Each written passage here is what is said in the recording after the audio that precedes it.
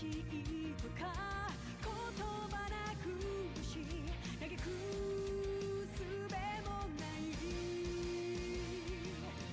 あるはずのぬくもりが突然に気が下がって凍る胸聞こえることも立ち上がれと立ち向かえとあなたは言うのか砕けた夢が刺さる痛みにあえぎながら光の刃を鬼にして戦い続けるだけ裂かれた傷が流す真っ赤なマグマのような怒りを刃に今かがって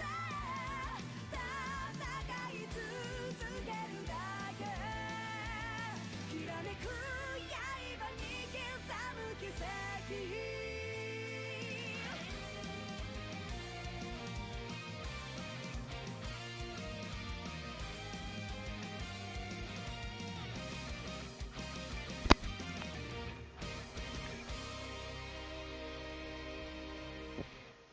Basically, yeah. Barin's not the only one who has a Gundam.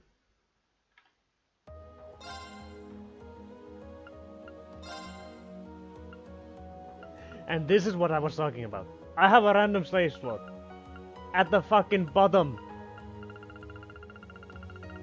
And I have saves all the way up here.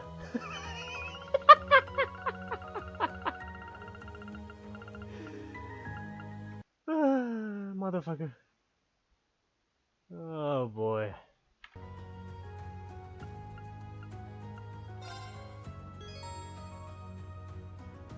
Yeah. Since you weren't here at the last time that I streamed the game, Crow also has one. They have a lot of stuff.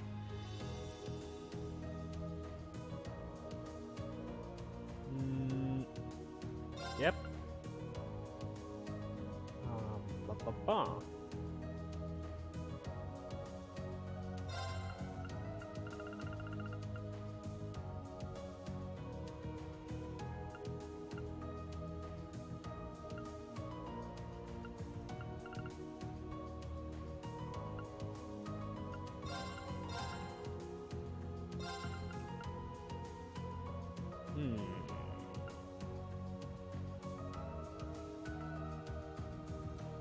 Yep, I want all of these.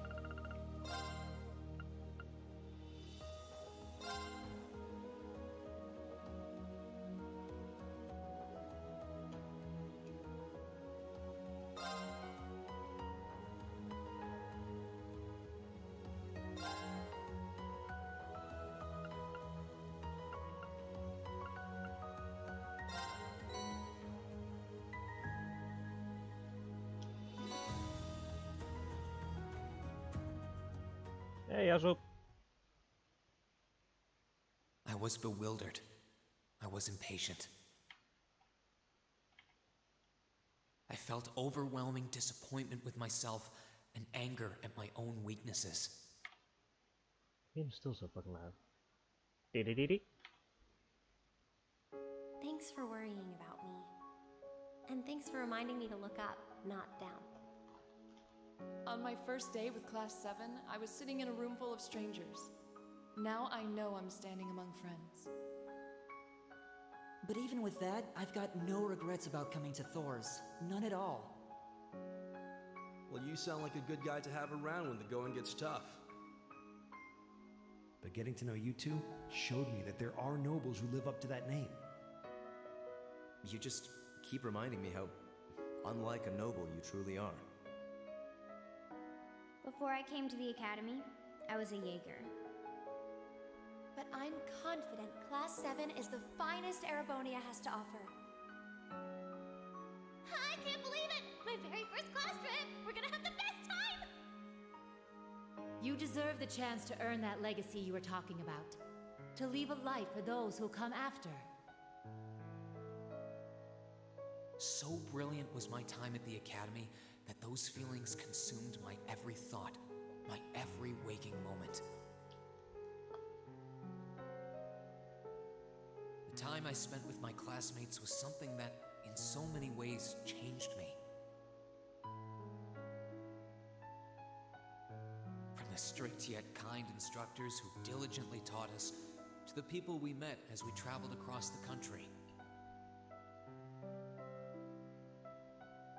The time spent with them, my memories of them, were like a truly radiant light. And somewhere, a part of me thought that radiance would continue shining for ages to come.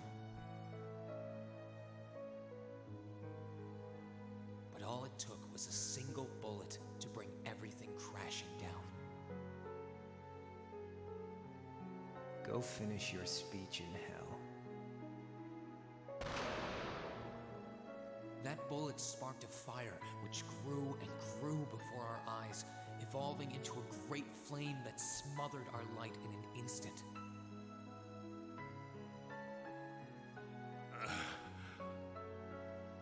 Well played, Armbrust. There were no exceptions, be it those seemingly never-ending days or anything else I've come to treasure. Resound, resound, O voice everlasting! Rend night's silent veil and reveal unto all the beautiful world! Everything was reduced to ash. But at the end of the day, I'm C. That's the real deal. The Crow Armbrust you've known all this time, he isn't real. He never was. Back then, I still didn't understand. I didn't know the pure bliss that comes from being with others, nor did I know the ache that comes from parting with them. I didn't understand what it meant to truly love someone. All I could do was endure the torment of my own sense of powerlessness and bottle up the feelings I could do nothing about.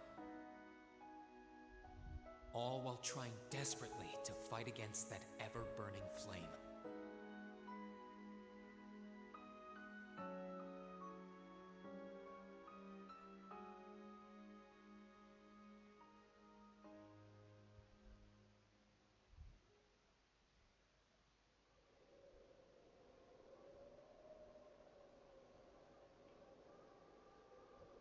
And here we go.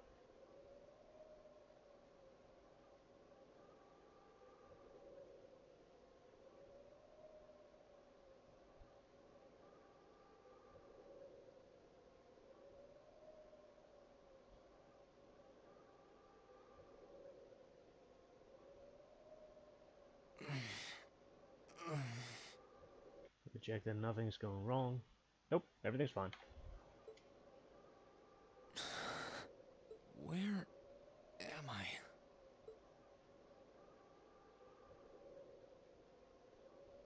If the game seems too loud, do tell me. How did I get here? I feel like I was fighting, and then... Am I dreaming? Of course not.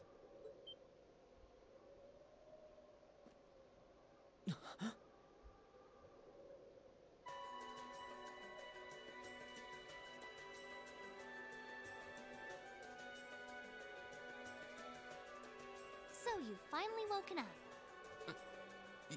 You're... And I wish it were, but this is no dream. This is reality. Cold, cruel reality. And you're going to need to hurry up and accept that because you haven't got time to waste. His core's been damaged, which means he's not going anywhere anytime soon. So you're gonna need to protect yourself, Ashen Awakener.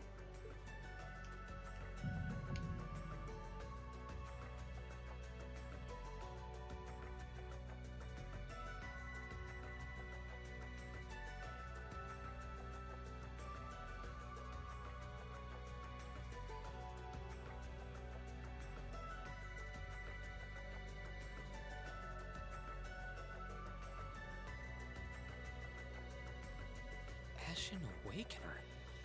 What are you talking about? Alright, see you around, Shady. Sorry about not starting it sooner. I fucked up myself. Wait.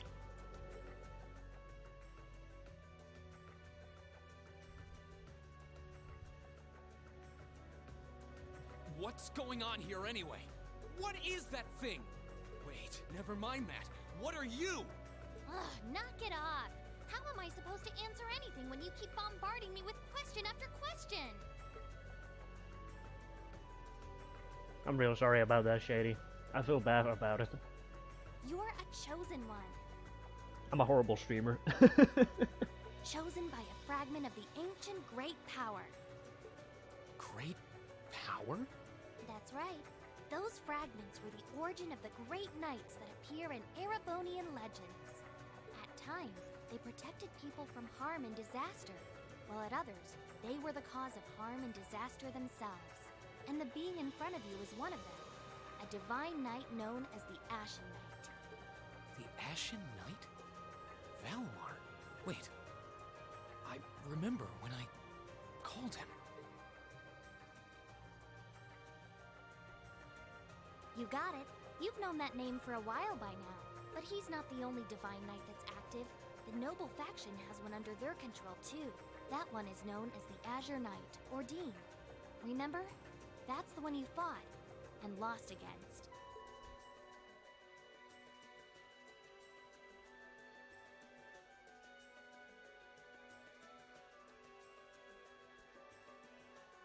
Why?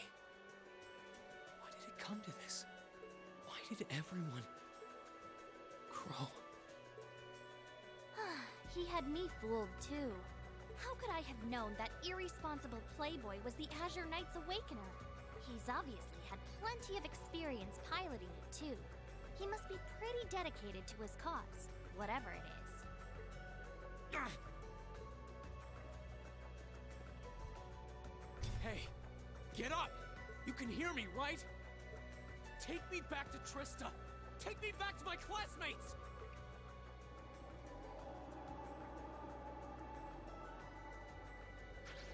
Nope. You're wasting your time. His core was heavily damaged in the battle with the Azure Knight. Didn't I just tell you that? And despite that, he strained himself flying all the way out here afterwards. Even when he was barely hanging on, he prioritized your recovery over his own. You exhausted yourself during your first synchronization with him, you know? Damn it!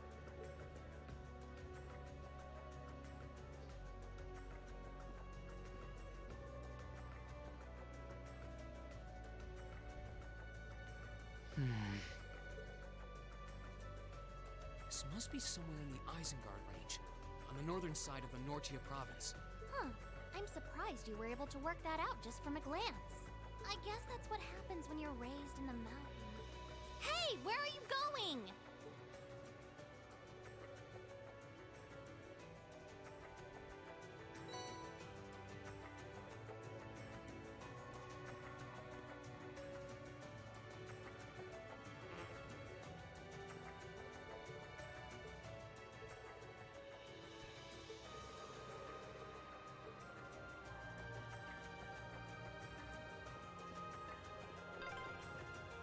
My stuff's gotta be around here somewhere.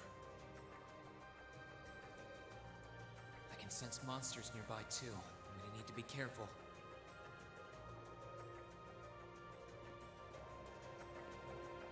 I like the look of this game, like...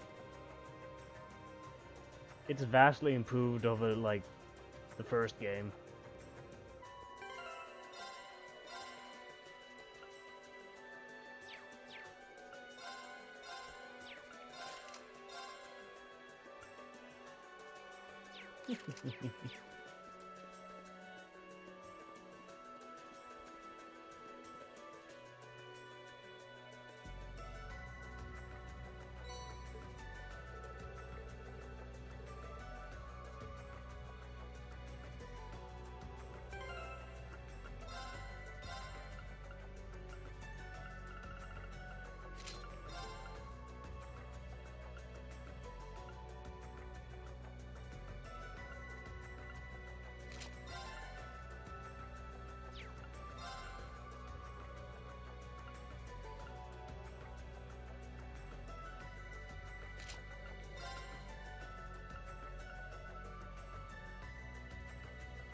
let's see.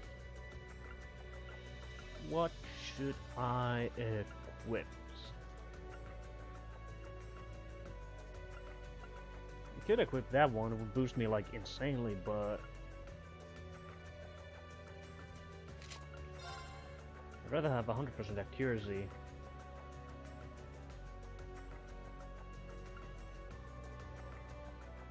Wait, in that case I want that. I'm gonna switch that out.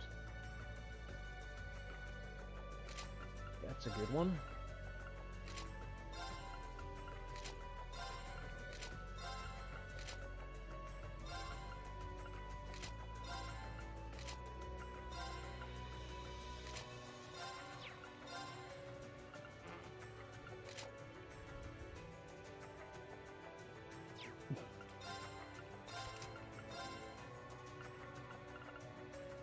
Now there's force. I could equip that.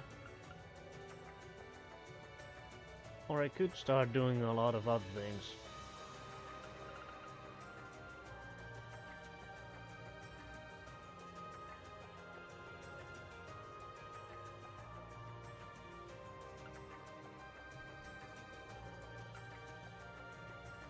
Morris HP decreases. That's a strong one as well.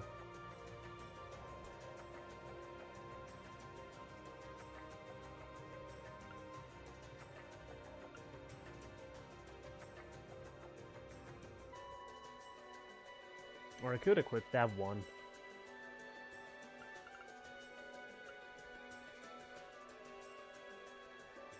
Yep.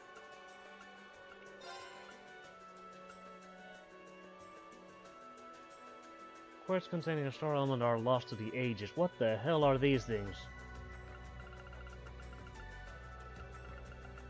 I have no recollection of these.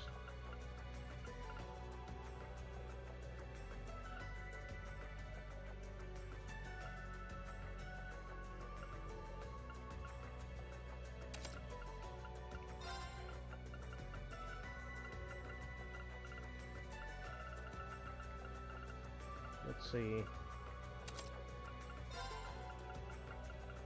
Can I do this properly without screwing up?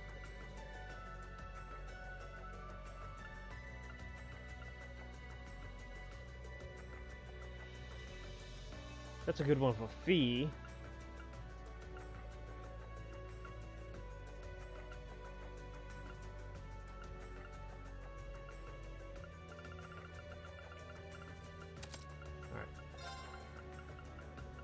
So if I remember correctly, I want to have that thing.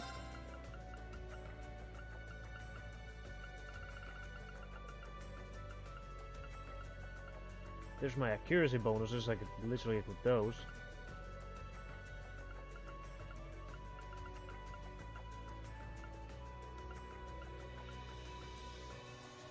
Vanish 2, Voice Breaker 2, Detection, Gold Goal, Seraph.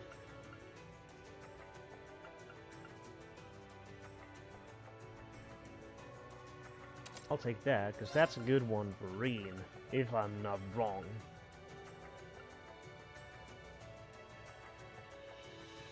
That's a good one as well.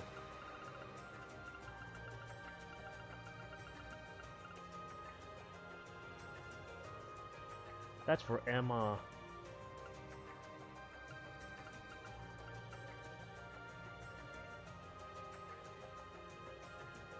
You know, I'll have that one as well.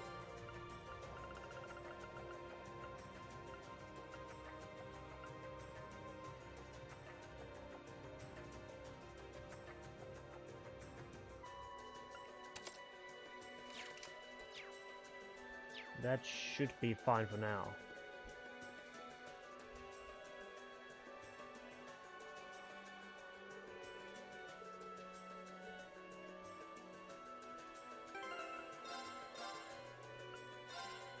Save it for now, then I'll check everything that should be fine.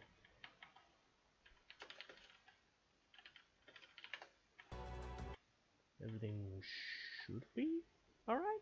Yeah.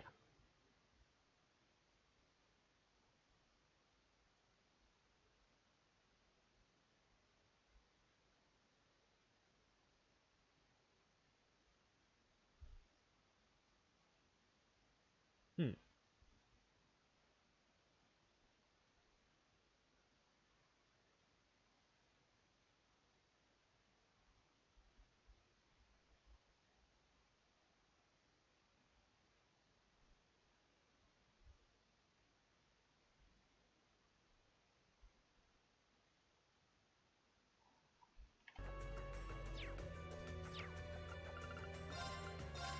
There's actually one thing that I want to change.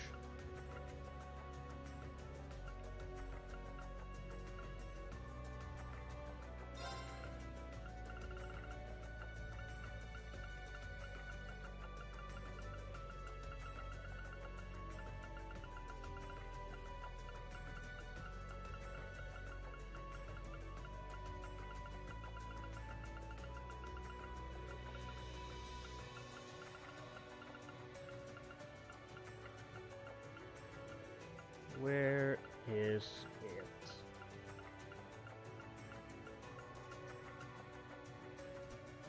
There.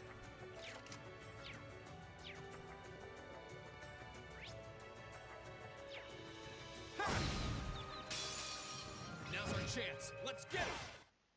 Let's move.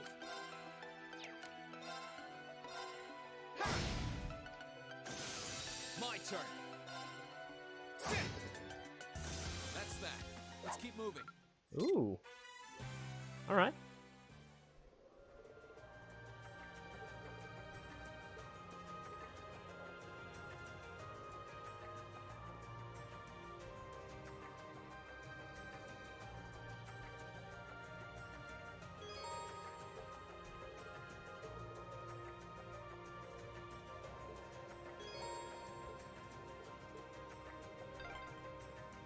I wonder what's going on over at the academy now. Hey, slow down a minute. Well, only one way to find out.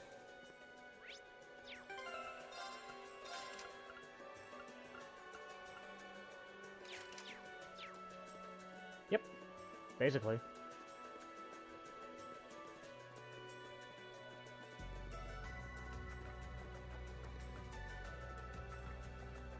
If I keep going this way, I should be able to get out of the canyon.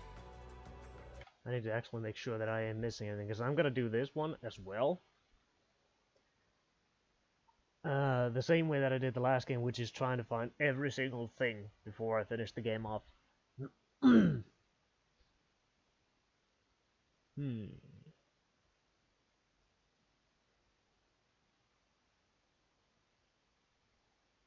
So I'm trying to check if there's any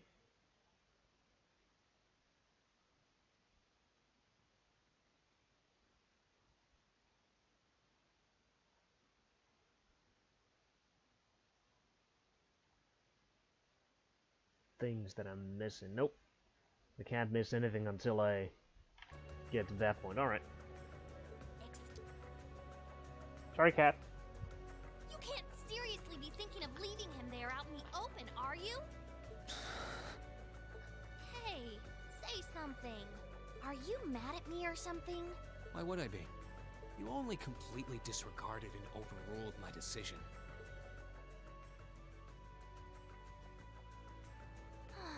What else was I supposed to do? If we hadn't flown away when we did, you'd be dead by now. We probably would have lost Valimar too. If anything, you should be thanking me. Forget it. Right now, I want to focus on finding the others. If I keep going this way, I should end up on the highway at some point. Sorry, but that's a huge waste of time. It's been over a month since all of that stuff happened back in Trista. A month? You can't be serious! There's no way it's been that long! Oh sure, don't believe me. Like I said, you completely exhausted yourself during your first synchronization with the Ashen Knight. And I do mean completely. There was a real chance you could have died. What? It's a miracle you're able to walk around like this a mere month later, and it's all thanks to him. He used what little mana he had left to heal you rather than himself. And just so you know, I've been here this whole time, watching over you. So I really don't think I deserve all of this animosity I'm getting from you. This can't be. It's been a whole month since what happened near Trista? Then, what happened to the others? Hey! Wait a... Oh, for heaven's sake!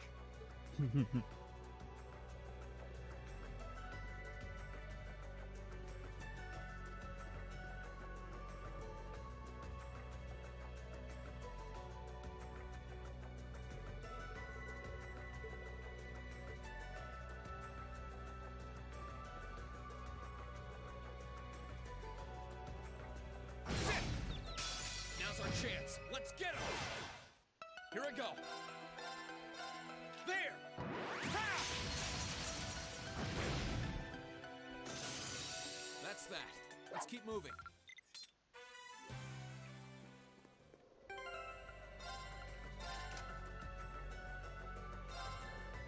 I could use this, or I could switch back to Force.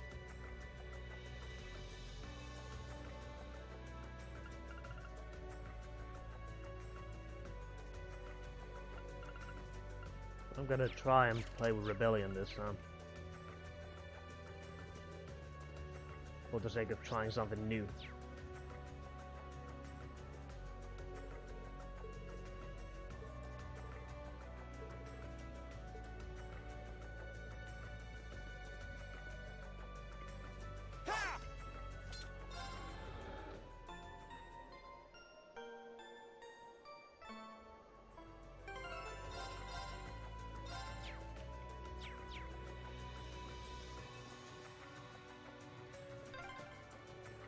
You could really try calming down a little, you know. You could at least respond. No. But a few.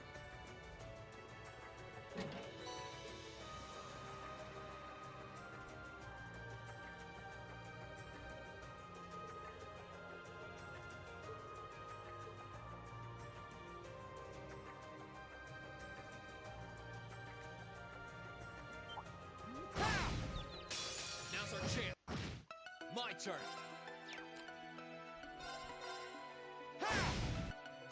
Let's move.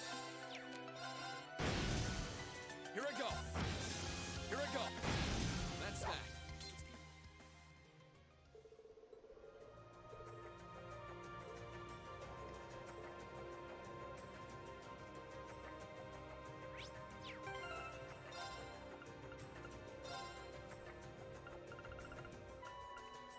There we go.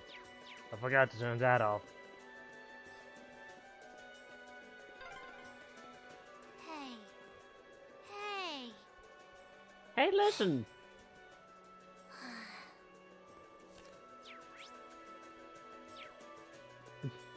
Hey!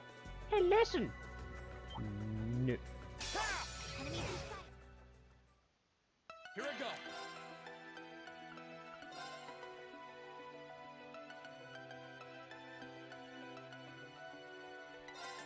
There! Ha! Let's move. I need to hurry and find the others. Sit! Enemies in sight. My turn. I need to make up for lost time.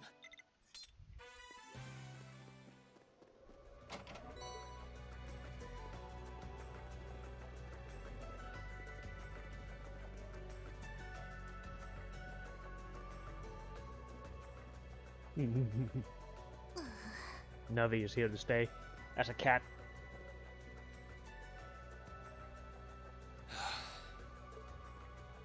I'd asked this before and didn't get an answer. Probably because I was bombarding you with question after question. But better late than never, I guess. Just what are you anyway? Why do you know so much about everything? And don't even think of saying you're just an ordinary cat. Because last time I tried talking to a cat, it did not talk back. Last time I tried talking to a cat, it did not talk back. You're a poet and you didn't even know it. Oopsie. Totally forgot about that, didn't I? I'm what you'd call a familiar. I faithfully serve the witches of the Hexen clan and aid them in fulfilling their duties. Witches? As in the witches in Erebonian legend? First the Great Night legend turns out to be based on a true story. now this? I feel like I've stepped into a fairy tale. Well, you know what they say. Truth is stranger than fiction. Whether you believe me or not is up to you. I'm not going to try and convince you. Well, I've got no real reason to doubt you at this point. So, do you serve Emma then? Rather, does that mean she's a witch? She's still a novice, but she is a witch, yes. My job's more to keep an eye on her, though.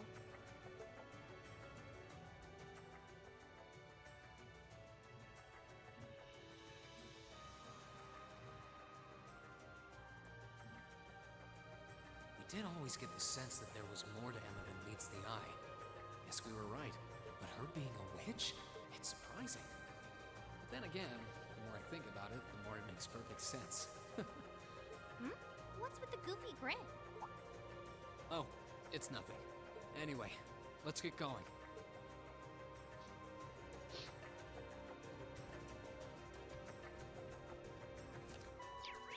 God dang. Let's see. So I get all the information long as Reen finishes the enemies off, which is a good thing.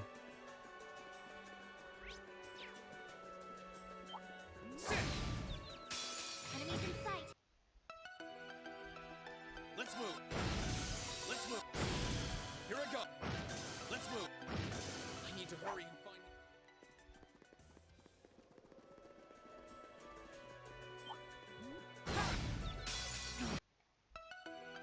My turn. I need to make up for lost time.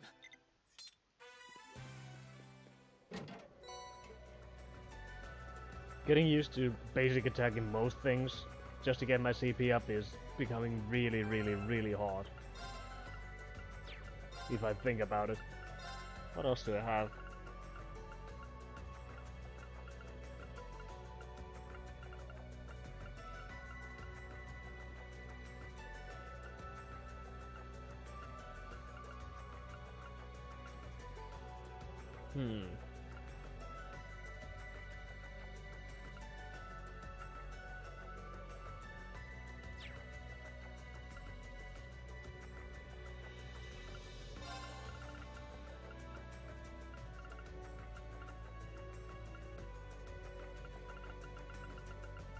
Okay, there's Evergreen.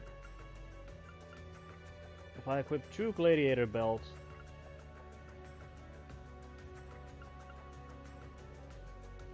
that'll give me 60% more. No wait, that's a 2 Gladiator headband. Next gives me 4 CP every turn. That's actually a very, very good one, to be honest. I need to go through all my items that I have, because there might be something that gives me some insane stuff.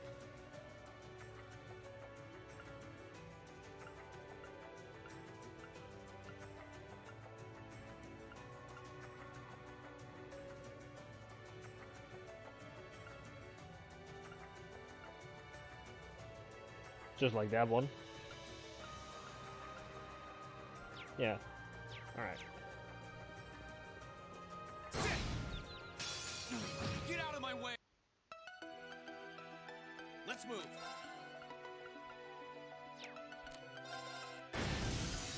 Here I go. Let's move. Let's move. Let's move. I need to hurry and find the other.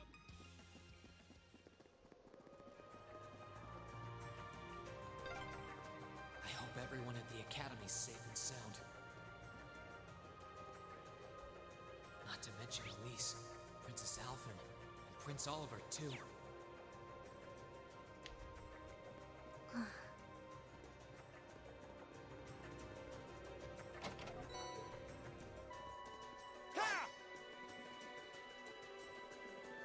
Whoosh!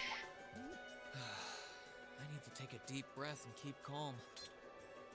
I can start figuring things out once I get a little farther down. About time. Enemies in sight. Let's move. I need to hurry.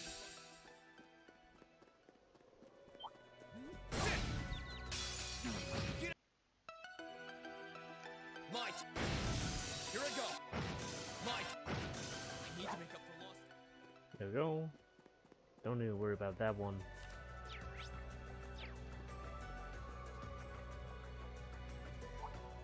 Could it be?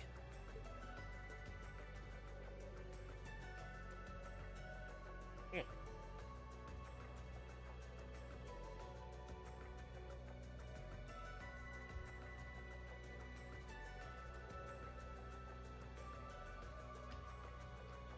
I knew it!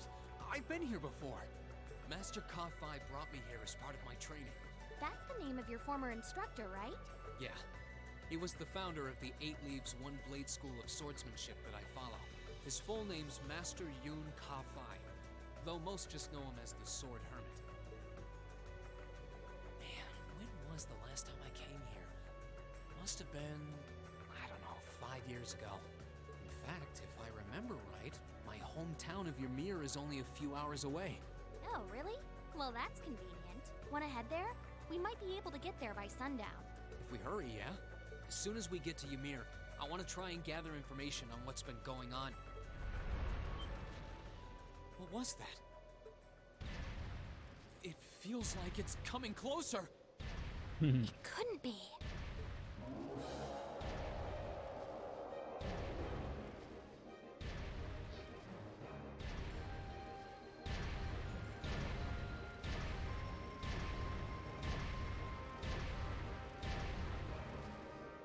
It's a magic knight!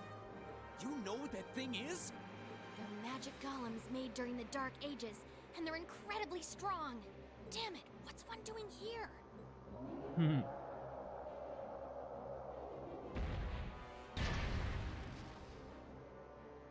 Ugh, we need to get out of here, now! You don't stand a chance against it on your own. Maybe not. But that's not going to stop me from trying. You idiot! You're still recovering! You don't stand a chance! We'll see about that. All I know is that it's standing between me and everyone I care about. So if getting to them means taking this thing on, so be it! Unbelievable.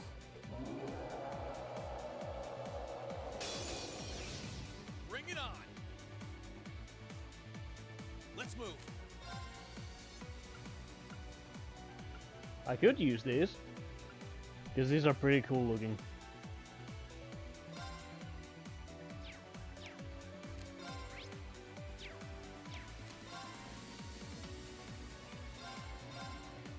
There! Ha! Here I go!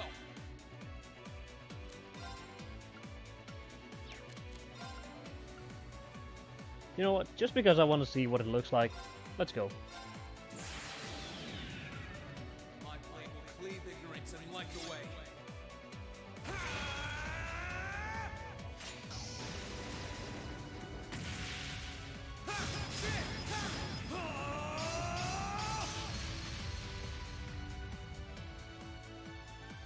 Termination slash! Die!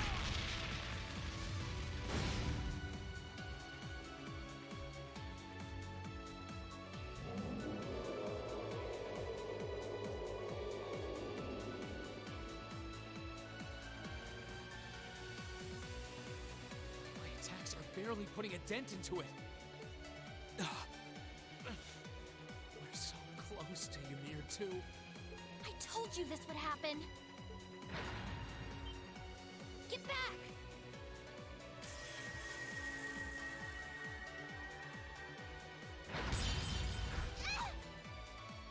Celine! I can't lose. Not here. Not without seeing everyone again.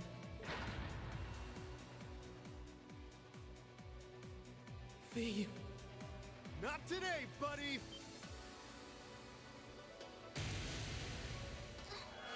Are those arts? Yeah, but where? See you later. Cross Crusade!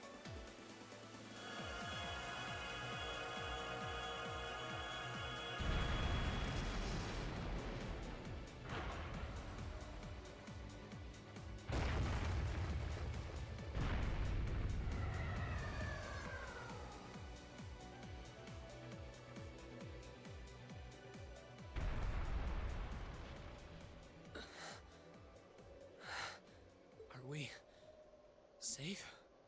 Who did that? Reen! Reen!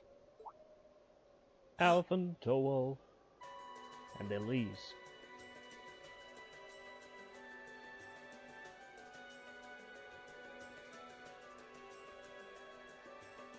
Whew! Made it without a second to spare. Good to see you're still in one piece. I'm so glad we hurried. I don't want to even imagine what could have happened if we weren't in time. You aren't hurt, are you? Your Highness? And Toval? And... Reen, stay right there!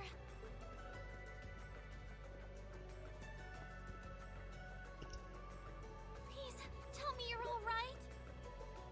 You look so exhausted. Who's she?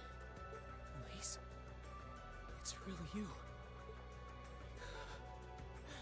I feel like I'm dreaming. I never would have expected you to come all the way out here.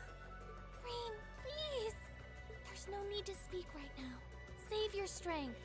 We'll take you back to Ymir just as soon as we've seen to your injuries.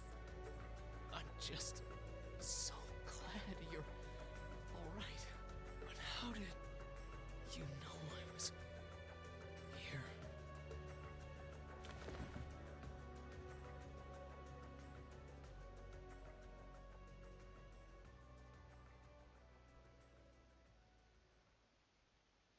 As my consciousness began to fade, I heard a distinct voice resound at the back of my mind. A voice with all the gravity of steel, and yet a strange sense of familiarity, of warmth. And as I listened, I could feel myself being beckoned towards the wheel of fortune. Dost thou desire the power? Nope.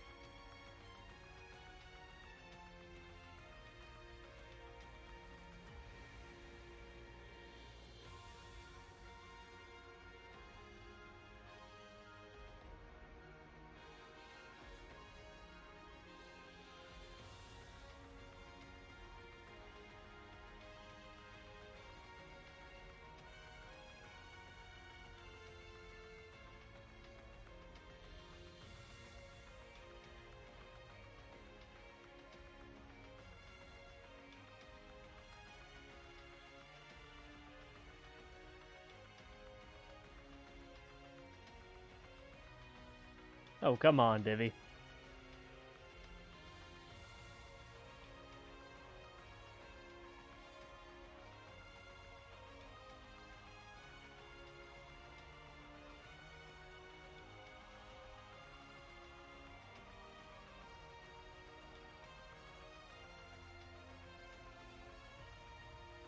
In all honesty, Reen probably would have just tapped into the freaking ogre blood and just taken that thing down anyways. Yeah. How you doing, Devi? Reen literally has a skip death ability, which is literally his ogre blood. He literally can't die no matter what. Basically. If he just taps into it. Hey, Samyaki! And yes, Animal Games. You're doing well. That's great to hear, Diddy. Where am I now? I might just have to start streaming more of these types of games and just skip all other games. Celine, this looks just like my room.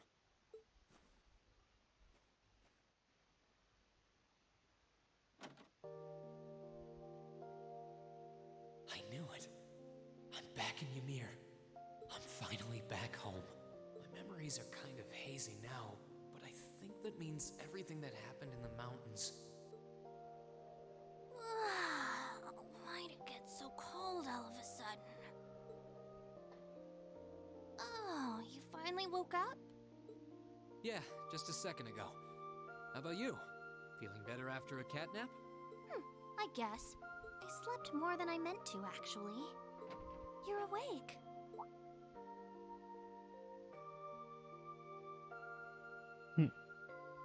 Elise! Good morning. Actually, it's probably closer to noon now, isn't it? It is so lucky. Elise? Oh, I'm so happy that you're awake. You don't know how scared I was. There was all that chaos in the capital, and then we lost all contact with you. We had no idea where you were. I'm just so relieved. I'm sorry. I'm sorry for worrying you so much, Elise. No, you don't need to apologize. I knew that somewhere out there you were all right, and that you'd come back safe. Welcome home, Reen.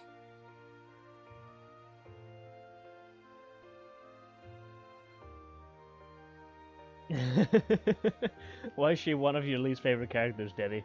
It's good to be back. And thanks. I see our two little lovebirds are as Twitter-pated as ever. Pardon? Good morning, Reen. And to you as well, Elise. Hey there. Just swinging by to see how you're holding up. What's up, Towel? You're here too, Your Highness? I'm really not dreaming then.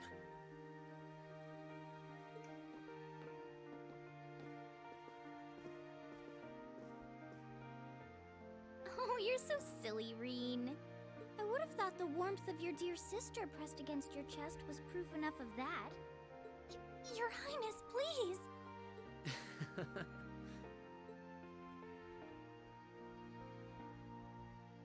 Well, I'm just glad you're up. How are you feeling? Still sore? You've been fast asleep since we brought you back here yesterday. I don't have any serious injuries, at least. She does nothing at all. All she ever talks about is reading, and she's like, never explored. Also, what the hell, Yasu? How can you mistake centimeters and millimeters? But I doubt I'd be able to say that if you hadn't come when you did. Thanks, And- Toval. Yeah, well, at least might not be explored as much. I don't really mind her. I suppose I owe you my thanks, too. That art of yours didn't come a moment too soon. You're both very welcome. I just didn't want to give these two young ladies anything to cry about. Aww. I see you're finally up. Dad! Mom! Hello, Reen. It's wonderful to see you back home. Yeah, thanks, Towel. Come on, Debbie. I imagine you have plenty of questions running through your mind, but first and foremost is getting you something to eat. We can discuss what to do from here on out after that. Could you imagine if there was a spin-off game where Towel was the main character?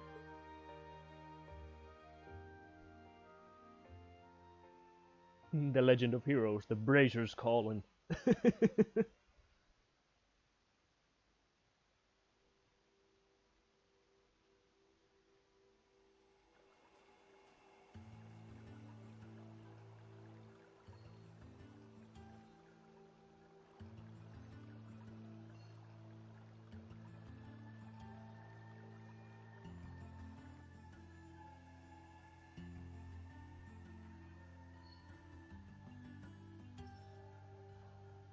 Yeah, that would be better than what we're gonna. Oh, come on! Don't be like that.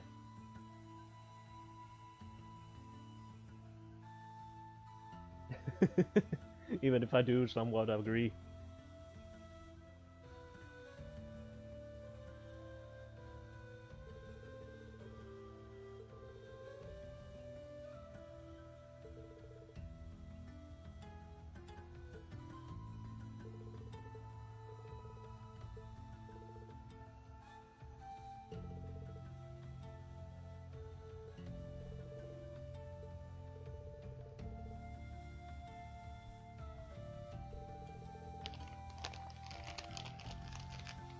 To be honest, I like a game where you actually just choose which faction you could like belong to, and then your story would shape up based on that. So I'd rather have that, to be honest.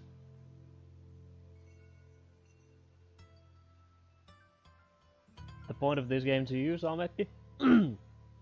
The game started back in a long time ago, where Reen first arrived into Thor's military academy as a student. He joined an experimental class with a few other classmates called the Class 7. Over the time of that, they went to class studies to learn about the lands and everything around.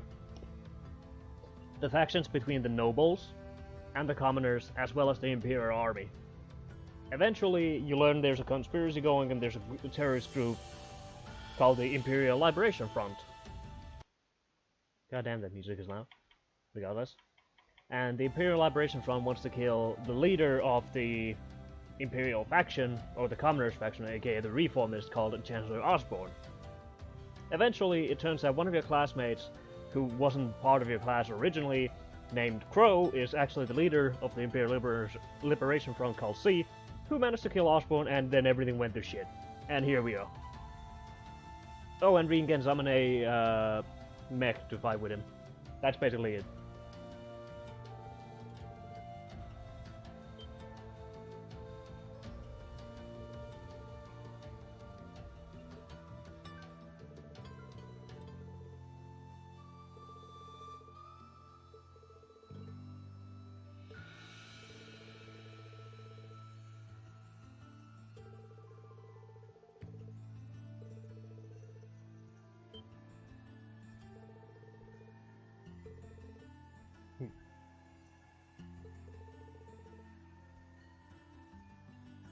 Yeah, there's a bit more to it, but I'm just like, meh.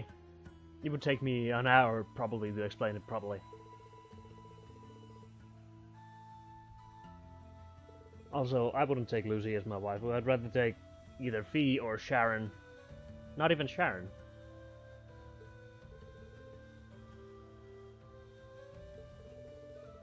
Maybe Instructor Sarah.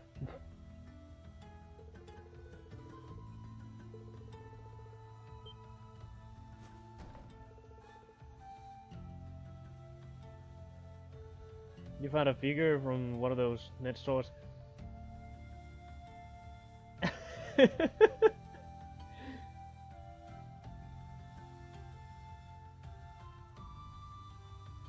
Devi, there is an amazing story. The problem is that it's spread out over so many games.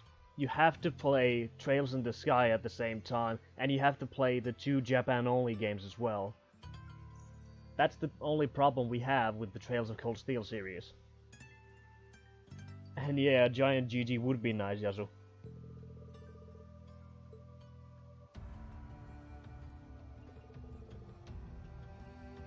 Because here's the thing, the Trails series isn't meant to be a short game by no means. They want to make it slowly but surely bigger and bigger and have like a lot of stuff into it, and they already do. But to explain all of it, you would either have close to 70 hours of cutscenes, 100 hours of dialogue, and a lot more. So they have to spread it out, which kinda sucks, but at the same time it cuts down development cost and makes it a better experience in that regards. Plus you can always buy the next game and just check what happened during the last 2 games, usually.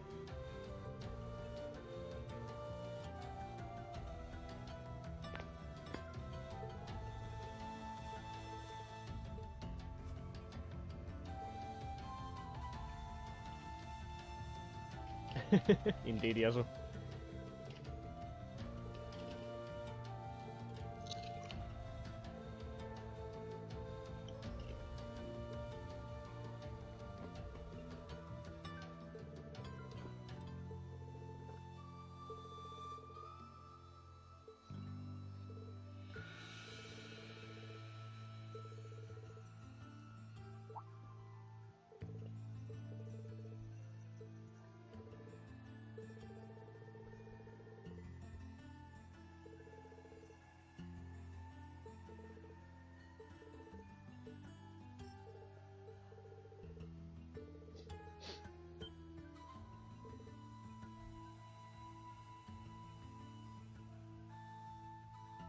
He's obsessed with that high school guy's poor dude.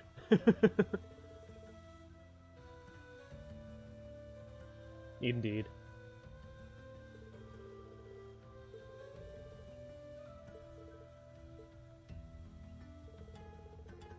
I think it's just because Reen never had actual friends, and now he's like, oh my god, I have friends, I don't want them to die! Meanwhile, everyone else is like, Reen, you're a fucking idiot.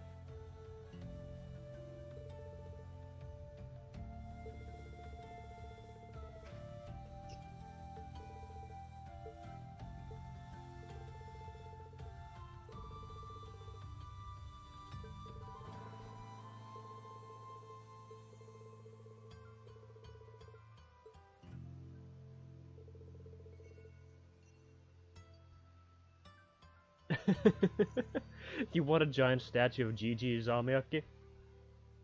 Jeebus. How about we get you a giant furry statue of Purgy?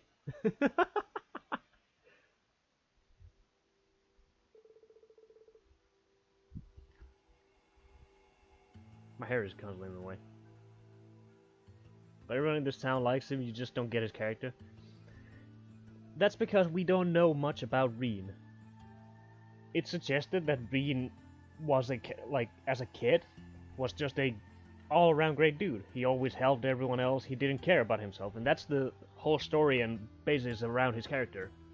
In the first game you were explaining that Reen puts everyone else as priority over himself. Which is a lovable thing. A lot of people love people like that help everyone else but don't care much about themselves.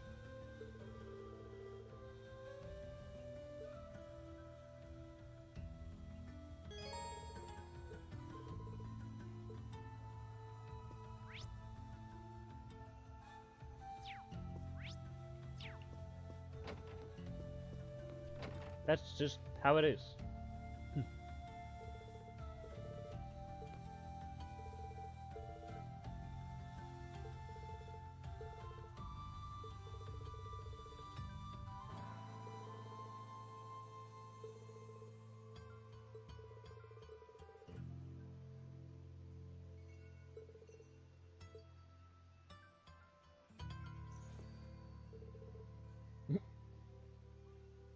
You don't think your parents would approve of that kind of statue? It's not child friendly. Probably. Probably not. Let's be honest. And also, Divi, if you want to learn all about the characters and stuff, you have to talk to every single NPC character within the game. You just have to find everyone, talk to everyone at least twice, sometimes maybe 4 times, sometimes even more.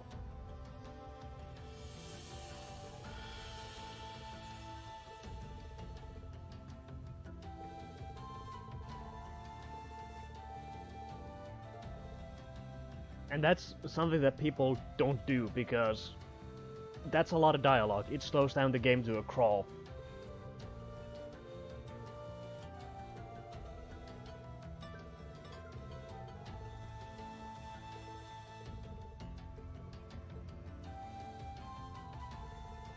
And even though I did it, most of the parts, I skipped 2 chapters worth of dialogue in the last game.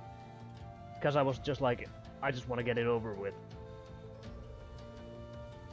And it took me 60 hours to complete the game. Even then.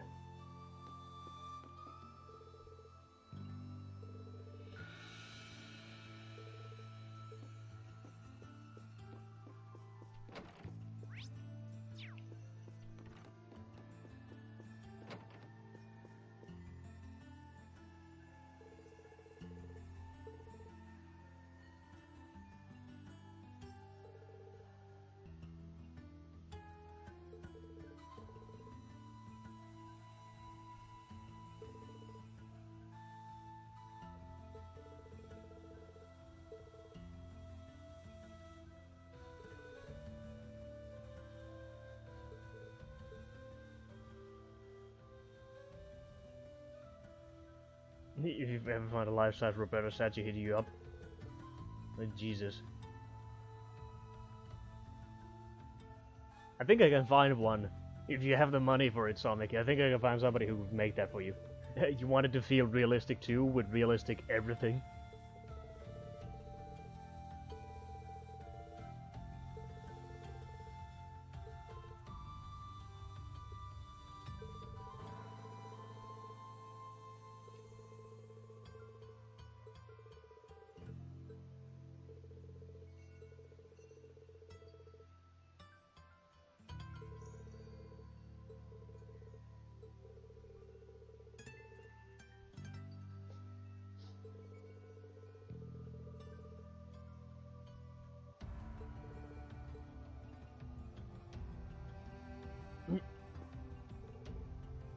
I can see if you would get a gigantic Pochaco figure for yourself, Sameki, that feels realistic, you'd probably be constantly buried in those boobs. That's just what I'm thinking. You'd probably be doing that all day long.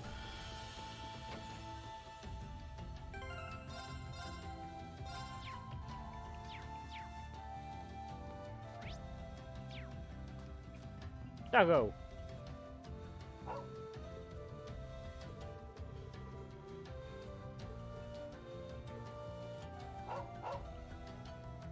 Bark, bark.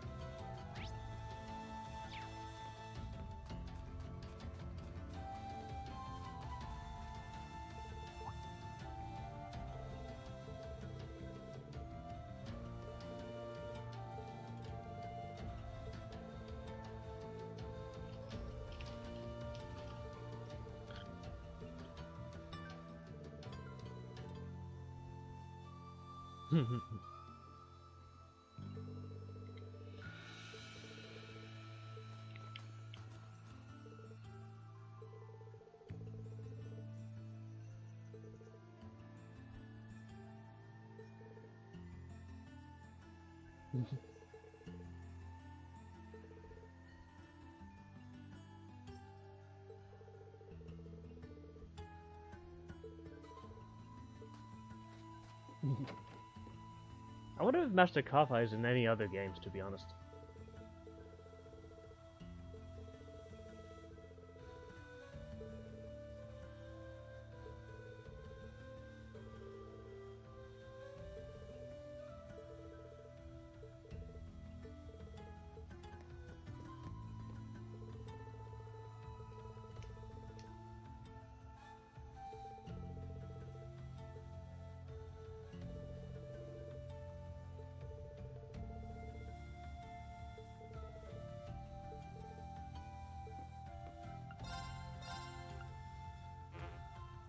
Oh yeah, I already have these. I forgot about them.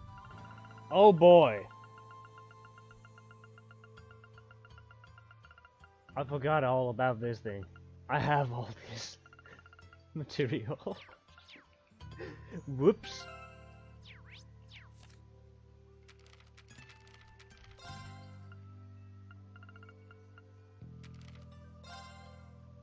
Oh boy.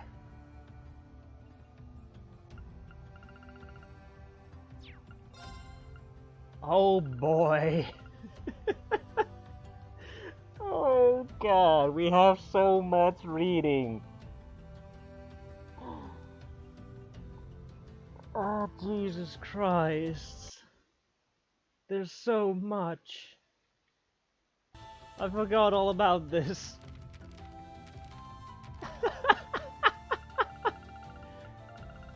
Oh, fuck. Well, we might as well start now.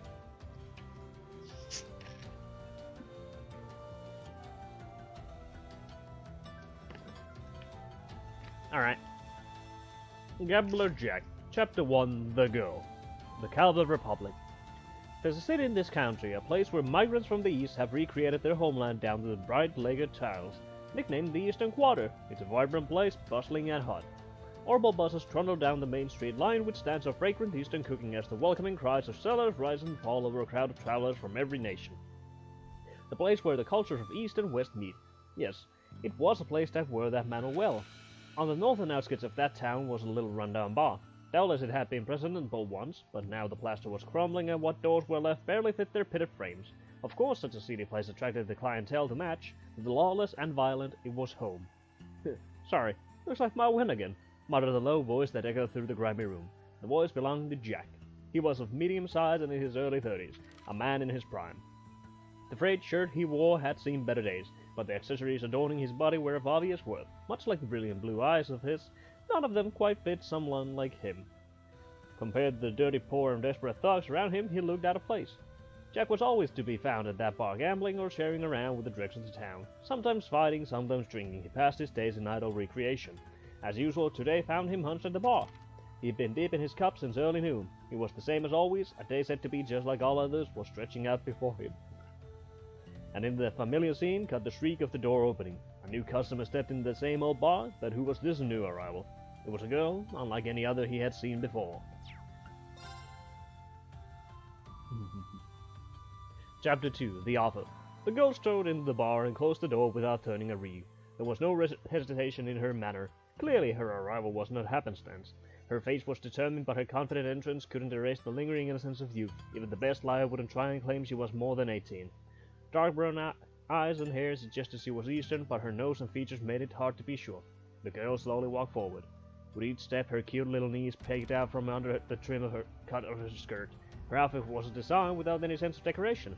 It seemed her taste lay more along the lines of utility than style. Maybe because of that, the Eastern symbol necklace on her chest couldn't help but look equally unremarkable. The lack of volume in that area probably had something to do with that as well. It would still be some time before she really bloomed, so to speak. An appearance bearing the signs of East and West both, and simple, unembellished clothes. The girl might have been the spirit of the Eastern Quarter made flesh. She caught the eye of one of the punks hanging about almost instantly. Hey little girlie, he slurred. Wanna have some fun with me? As he spoke, he grabbed the girl's wrist with one greasy hand. It happened in an instant. Her arm flew up, dislodging the punk's grip. Now freed, her hand disappeared deep in her skirt and then slid out with a massive gleaming black iron. She pressed it to the space between his eyes. He stared at the object for a moment before collapsing to his knees in fear. It was a normal gun of cunning make, a high-caliber Wern Company model. If she'd shot that firearm, the punk would have lost his head instead of his bladder. Needless to say, it was not your average self-defense weapon. It's the latest model, she purred. Want to see what it can do? She was cool and calm, the barrel of the gun never wavering. Where she fired, her aim would be perfect. Overwhelmed by the girl, gun or perhaps both, the punk couldn't move a muscle. Everyone else in the bar remained frozen as well. All eyes were on the girl. Hey miss, hate to ask, but could you let him off with that? Maybe the speaker couldn't stand it anymore, or maybe it was disturbing his drink, but the husky, sensual voice broke through the silence. It was Jack. Still planted firmly in his chair, breath smelling of liquor, he continued. I'm sure he's very sorry and he's learned his lesson. As if in answer to it, the punk started nodding his head vigorously. I've come here to gamble, the girl replied abruptly. She slowly lowered the gun in her left hand, her expression continuing to remain cool and detached. Sounds good. Come on over here. Give me everything you got. Jack's words had an immediate impact, not on the girl, but on the gathered goons and hoods. They all shared a glance, each and every one of them, with the dirtiest grin you could imagine. Ooh. Also, figures. Let me see these figures. I want to see these. Let me in on this. Then that Roberta in this good shit besides the W. Oh. That's the outfit. Nice.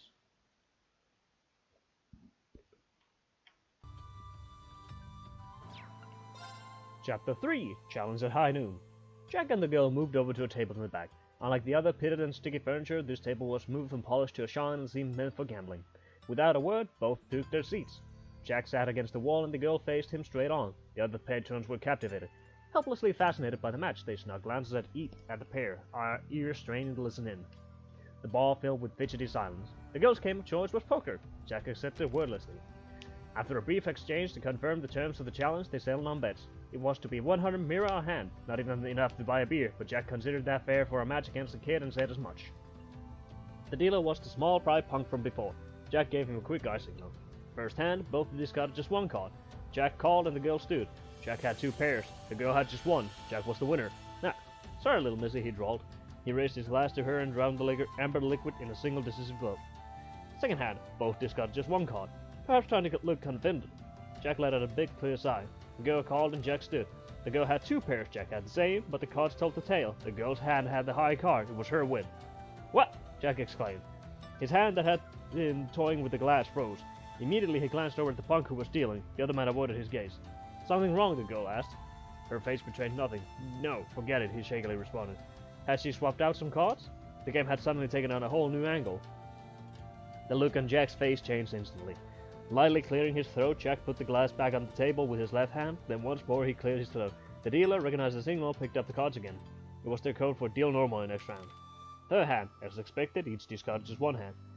Jack called and the girl stood. Jack's hand was a full house. Nah, how about that, he crowed. With a flourish, Jack laid his cards on the table, the bar patrons snickered in their cups. The girl sat down on her hands without a word. 4 sevens. It was the girl's win. The bar once again returned to silence. Chapter 5, The Invitation. Hal's fingers sought out the trigger of her gun. There wasn't a man in this bar who could find the courage to stop her.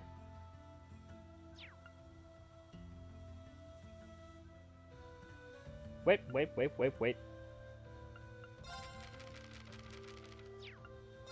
We accidentally jumped to Chapter 5.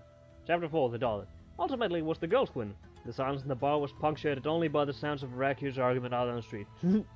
Holding back the laughter bubbling up, Jack asked the girl a question. Hey Missy, where did you learn to be this good? The girl made no reply. Instead, she took the cards into her hands and began shuffling. They flew back and forth with exquisite grace between her long, slender fingers. She dealt 5 to Jack, then 5 to herself. Show them, she demanded, and Jack replied, hesitantly turning over the cards. His hand was 4 jacks, her hand was 4 kings. You're kidding me. Jack was nearly speechless by the sight, to which she only said, Jack doesn't beat king. And the word king, murmurs rippled through the bar. King was the handle of a legendary gambler, said to be the best in the Republic until his death. The card technique the girl had shown was one of the ones the king had been found of using when he felt like teasing Jack. Who are you? Jack asked the girl. She gave him a long, bitterly cold glare at the question, as if it were both stupid and one she'd been dying to answer. You probably don't know me, but I know you very well, she spat. Hello, Victory Jack. My name is Hal. I'm the daughter of King, who you killed. You're King's daughter? Jack had never met King's daughter, not in person, no, but nonetheless he did have memories of her. King had been a doting father that had drilled holes in Jack's ears with endless stories about her. I see. So King's daughter has come to kill me, huh? The evidence in the bar was suddenly charged. Alright, then, kill me. The words casually left Jack's mouth. It was a line no one in the bar had ever expected. He tapped his chest. The heart's here, make sure you aim well. The girl, Hallie, quietly drew her oboe gun. Her aim, of course, was Jack's heart. As long as she's thick, then shut up and take your money. Jesus Christ! Chapter 5, The Invitation. Hal's fingers sought out the trigger of her gun. There wasn't a man in this bar who could find the courage to stop her. The punks and who just covered, whispering from their seats. Shut up, all ya! Jack shouted over the buzz. The chatter in the bar stilled. Grinding his back teeth, Jack looked straight into the girl's eyes. That's right. My goal's revenge, she feared. But it won't mean anything like this. Hal levered her gun. As Jack watched the barrel of the weapon slide away from his chest, confusion creased his face. Hal continued talking. Over these last 3 years, I've spent blood, sweat, and tears to learn to be as good as I am. With that, the girl threw a card in Jack's fires. It was some kind of invitation. I have a stage that's better suited to settling this all ready for us, she said, never giving Jack a moment to protest. We'll finish our match there. It'll be one of the poker matches you love oh so dearly, and I swear I'll make sure you eat your full share of misery and bitterness after the slop you forced my father to swallow. With her threat lingering in the air, Hal disappeared. Unable to grasp the meaning in this girl's words, Jack just sat there for a while. Finally, he picked up the card that had fallen to the floor and read the text printed on it. Tomorrow night at 10, come to the harbor. The harbor? Ah, it can't be. A sense of foreboding ran through the back of Jack's mind. As he was about to crush the card in his hand, a small sign in the back caught his eye. Henri. The penmanship was familiar, as was the name. Oh man. Jack's sense of foreboding would prove right. Chapter 6, The King. On the night after the day Hal visited, Jack headed to the harbor as the card instructed. In a rare show of sobriety, he hadn't had a drop of booze. He realized at some point that he had been followed. Just as well he knew it was someone acting on behalf of Henri. Don't worry, he yelled as he stopped and turned. I ain't gonna run or hide from this. No one answered. What a boring fella you are. Turning back around, Jack continued on. That night was a dark one, with neither the moonlight nor a single star piercing the cloud-shrouded sky. Jack only had the road lamps to guide him as he meandered through the empty streets, and as he did, memories of the grand match between him and King flooded back. King's legendary skills had earned him his nickname to match. He had been both Jack's teacher and his greatest rival. 7 years ago, Jack and King had played the game of their lives. It was Jack who found himself the winner. The game was used by the privileged in the underworld of the Republic to decide the outcome of a struggle for power. King, forced to take responsibility for losing, was killed. Though indirect, it could not be denied that Jack's win had been King's ultimate loss. Around an hour after leaving the bar, he reached the harbor. The smell of refuse and brine wafted in on a warm breeze. An enormous boat was floating on the dark night sea just ahead, waves lapping quietly at its sides. Its hull was painted a solid black, making it almost impossible to see. It was the same boat Jack and King had been on for their final fateful game. Ooh. As Jack approached the gangway, he was met by a small silhouette from the shadows. "Hail. Welcome, Victory Jack," she said. "I really didn't think you would come all the way out here on your own 2 feet. I have to admit, you've got courage." Normally, Jack might have had a joke or a comeback, but tonight alone, he was a different man. Glancing at Hale, he boarded the ship without a word. The light from the portal shone blue, glinting off his eyes as he passed. The sound of the steam whistle was swallowed by the lonely hot darkness, and slowly the ship slipped free from the harbor and out to the sea. The ship was... Chapter 7, The Banquet of Darkness. The ship was utterly silent as it cut through the velvety darkness of the night. In contrast to the stillness and inky black of the outside, one layer down the ship's interior was filled with light and sound. Furnishings from every part of the continent adorned the walls, and a band of musicians played a cheery song. The oboe glow of a chandelier imported from Liber shone down on every form of human desire. Excuse me.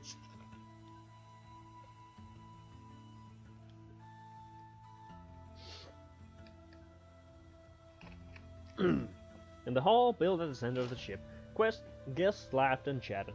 They appeared to be the finest of ladies and gentlemen, but each and every one were a part of the seedy Republican underworld.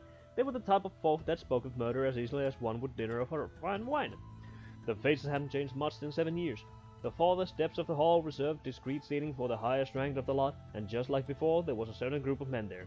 One old man, who was flanked by several bodyguards, stood out in particular Chief Minister Samrock. He happened to be the host of the party aboard the ship. A long white beard trailed down his chest. It was his symbol, and also the symbol of power. Though he retired several years before, he continued to serve in an advisory role to many organizations. Retirement had done nothing to slow his influence on the nation. He was a man well worthy of being called the monster of the underworld. Chief Minister Shamrock held this party once every year as a place for the powerful to meet and share useful information. Of course, there were many in the group who could hardly be called friendly in their attitude. 2 of these such men were Enrique and Juan. Enrique, both 7 years ago and now, was the man behind arranging Jack's faithful gambling matches. Formerly an arms dealer, he had expanded his dealings to smuggling drugs within the Eastern Quarter a decade prior and never looked back. For that, he became a villain on the rise, the best of the new class. Conversely, Vaughn was a villain whose roots ran deep in the region back to even before the Eastern Quarter. He was the kind of man who ruled from the top, commanding gangs of thugs, punks, and the like. For as long as the two were in the same business, Enrique and Juan had been locked in a vicious territorial dispute. It was the classic tale of new versus old, and neither side yielded a reed. Every drop of blood in their attempts to claim dominance was only washed away with more blood. However easy it was to wash away, the constant splattering of blood across pavement did little to bring in the mirror for either side. It took 3 years of profitless violence for Enrique to finally propose a solution. A one-on-one gambling match between the best of the best. Even cheating was welcome, for it could hardly be called cheating at all if one was never caught in the act. Juan's first instinct was to reject the idea, but even he could see the heavy toll the fighting had taken on his own organization. Truly, the only thing keeping him from agreeing was his old-fashioned stubborn mentality. He was, at his core, a man greatly averse to change. In order to set his plans in motion, Enrique brought his proposal forward to none other than Chief Minister Shamrock, who also served as advisor to Vaughn's group. With him having granted the match his blessing, there was little more one could do but accept. Also, what the hell? Oh, Jesus. Yeah, that's a huge figure, Yasu. That's a huge figure. Chapter 8, Hell. The clock chimed the 11th hour. The match between Jack and Hale was to start at midnight exactly.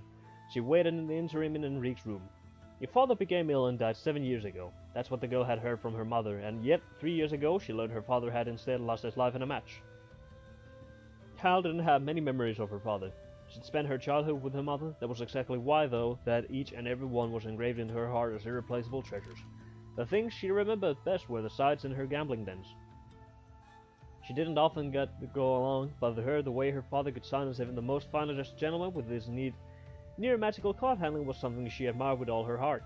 The last memory Hal had was of him taking her hand while she was in bed and telling her not to worry. Maybe that memory was what kept her from believing what her mother said about her father's death. After all, how could the strong, healthy man from that memory drop dead of illness so suddenly? It was a typical day when she had learned the truth. She was out shopping for her mother, and rather than take the usual road home, she found herself heading to one of the gambling dens along the back streets on a whim. One fateful whim. That was all it took for her to overhear the careless chatter of tugs who spoke of her father. It had been 7 years, yeah, but it was a match of the ages, a match which still ushered in fervent whispers among the men and women who frequented the darkest corners of the gambling world. The truth left her with a hatred so all-consuming that she was blind to all but one desire: revenge. Swearing she would become as good as her father, Hal obsessively frequented the gambling dens and played with that one burning desire guiding her hands. It was Enrique who, upon hearing rumors, approached Hal at first. He had claimed victory in his first match against Juan by betting on Jack. With Hal, he saw his chance to do so again. Anyone could see that. To Hal, participating in such a match would be a perfect means to an end. Cutting all ties with her mother was a sad but necessary sacrifice, and though she was young, she was welcomed as the newest addition to Enrique's group. Being blessed with talent to begin with, and having abandoned all else to focus on improving her craft, it took a mere 3 years for her to master what King had spent a lifetime studying. Revenge had proven to be an incredible motivator. Hal's eyes were distant as she waited quietly for the match. Perhaps those 3 years were running through them. Still seated, she bowed her head and let out a big long sigh. "No need to let the weight of this drag you down, you know," Enrique said softly to her. "Don't worry," she replied. "Now that I'm here, my heart is as light as a feather." Her face betrayed the lie in her words as a flicker of sorrow creased her features. Before anyone could notice, she was back to the same poker face as before. "Right now, the only thing on my mind is seeing Jack lose." Enrique's lips contorted into a smile. The more confident he grew in his victory, the more disturbingly warped his smile became. Chapter 9. Nostalgia. While Hal sat and contemplated her past, Jack was hunched at the bar counter in the main hall. It was a spot with a full view of the setting for the match to come. He stared at the stage, never once even touching the drink he ordered. The same seats, the same colors. The more he looked at it, the more it felt as if the events of 7 years ago had happened only yesterday. A voice startled Jack from his reverie. "How about a drink on me?" Without turning, he whirled as he shook his head. Jack didn't need to look through 7-year-old memories to recognize that voice. It was Juan, the very man who had punished King with death. "I eagerly await seeing the level of skill that wants to dethrone a king, Jack." With that, Vaughn disappeared. A Jack dethroning a king, huh? Jack could only smile bitterly. The clock steadily ticked away. It was 11:15. The match would begin in 10 minutes. The guests had begun to gather in the hall. Every one of them seemed to have been waiting eagerly for this night. Many had money running on their outcome. Compared to Enrique of Juan's contest, though, they barely had anything to lose. Hal followed Enrique out into the hall. Taking her seat immediately, she sat quietly, eyes straight ahead. If she was bothered by the crowd or the enormity of the event, she gave no sign. After watching Hal take her place, Jack slowly rose from his spot at the bar. Unlike Hal, Jack had a bit of a name, and as he stepped forward, the crowd called out. It brought back more memories of his match with King, how nervous and restless he was by the shouts and cheers, how he wanted nothing more than run away. Jack and Hal were both seated now. The card table in the center of the hall lay between them. The two faced each other, but their gazes never met. In total silence, time passed.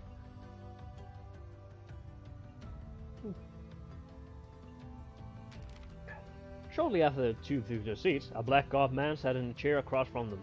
Just like 7 years ago, he was the dealer provided by Chief Minister Shamrock. The dealer pressed a switch below the card table. Slowly the table area sank into the floor, allowing the guests in the hall a bird's-eye view of the duel. From behind the respective back players, Juan's group and Enrique's group cast intense gazes at the gamblers' hands. Farther back, behind it all and watching over everything, was Chief Minister Shamrock. "Now then, ladies and gentlemen, tonight we have a revenge match," Enrique yelled, unable to contain his enthusiasm. It had been far too long since the gambling world was given such a high-stakes game. The crowd answered with Enrique's introduction with a roar of approval. Chapter 10. The Match. Separated by the small card table, the two faced off. Each player had a mount and a chip to wager. Once someone's pile was reduced to nothing, the match would be over. The clock struck midnight. In the silence following the chime, the grand match between Jack and Hal began. At first, the match was totally even. For every hand Jack won, Hal won another. Whenever Hal won Jack had the next. Neither gave a read. The ones most surprised by this close contest were Juan and his group. Everyone who had bet on Jack started to jeer and holler.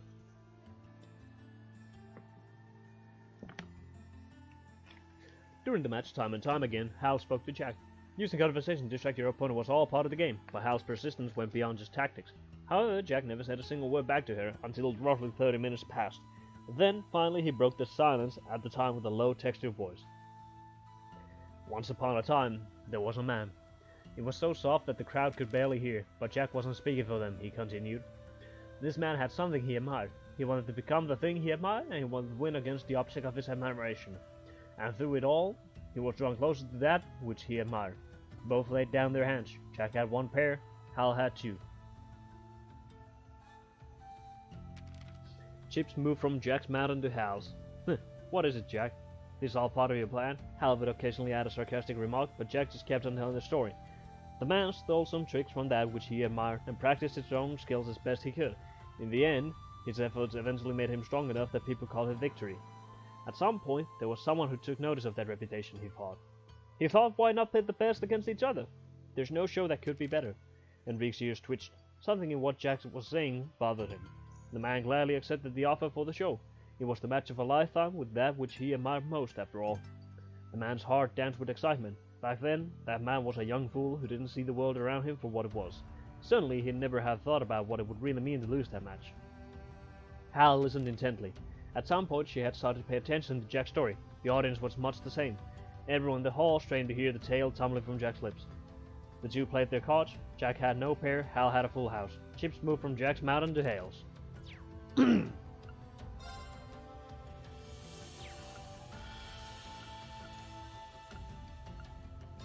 Chapter 11, the decisive moment. Jack, Hal chided. You're so busy talking you're forgetting to play the game. Enough, I'll settle things here and now. Hal's words reignited the crowd. The silent heart burst into excitement as she pushed forward every last chip in her pile. Perhaps she was just tad confident, but Hal already had a significant lead on Jack. He couldn't possibly accept the bet. Could he? To match my bet, since you seem a little short, how about you wager your life? Hal reached under the table and unholstered her orbital gun, then set both it and a bullet on the table by her chips. If I win, you can kiss your life goodbye. The audience waited for his answer with bated breath. Surely no one would be foolish enough to accept such a bet, they thought, but Jack's response was the opposite of what they were expecting, as well as precisely what they were hoping for. Alright, I'll call your bet. Not like it matters. If you don't kill me, someone else will. His response sent a wave of shock through the gambling enthusiasts in the hall, with each and every one of them erupting into claps and unbridled cheers of approval.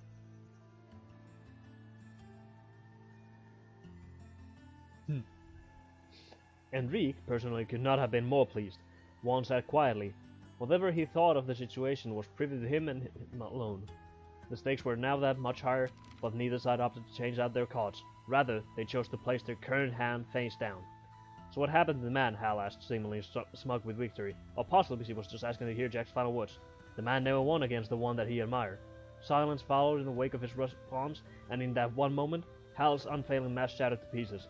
Her true expression shone at last, and one so beyond her years was a long, unquenched rage that even Enrique had never seen. What are you talking about? You won, didn't you? Here, in this very hall. Tears flooded Hal's eyes, and her voice buckled. And you made a fool of my papa. Perhaps caught in the moment, Jack was abrupt and impassioned as she was. The texture in his voice thinned as he locked eyes with her and cried, Your father never lost. Not to me. He was never made a fool. He never felt a second of misery or humiliation. His pride is as intact now as it was 7 years ago. He chose to lose in order to protect everything he held so dear to him. Enrique, visibly panicked upon Jack's confession, sent his thugs forward to silence Jack before he could say any more. Juan would have no such interruptions, however, and with a snap of his fingers had his own men step forward to prevent any interference. For the first time since the match began, his curiosity was now visibly piqued. The crowd was restless and clamoring for the results. Once Chief Mr. Samrock gave his sign, the dealer flipped both players' cards. Jack had 4 kings, Hal had 4 jacks. It was well and truly Jack's victory. The crowd immediately hushed, but mouths were left agape, and the room was bathed in a silence that was uncomfortably palpable.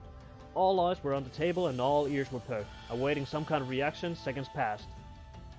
Finally, Jack was the first to speak. See? Jack muttered. Jack can't be king. Chapter 12, The Truth.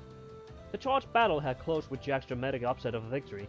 Putting aside Jack's words, Juan took a moment to breathe the welcome sigh of relief. For this turn of events was no small victory on his part. Conversely, Enrique sat stunned, head in his hands. Hale stared blankly at the cards. Her eyes were wide with disbelief. No way. How did you? 4 kings? That should be my hand. Hearing this, Enrique began to violently object, leaving no excuse unaccounted for. Jack was a cheat, he insisted. The match was a wash. No, Jack was disqualified for breaking the rules.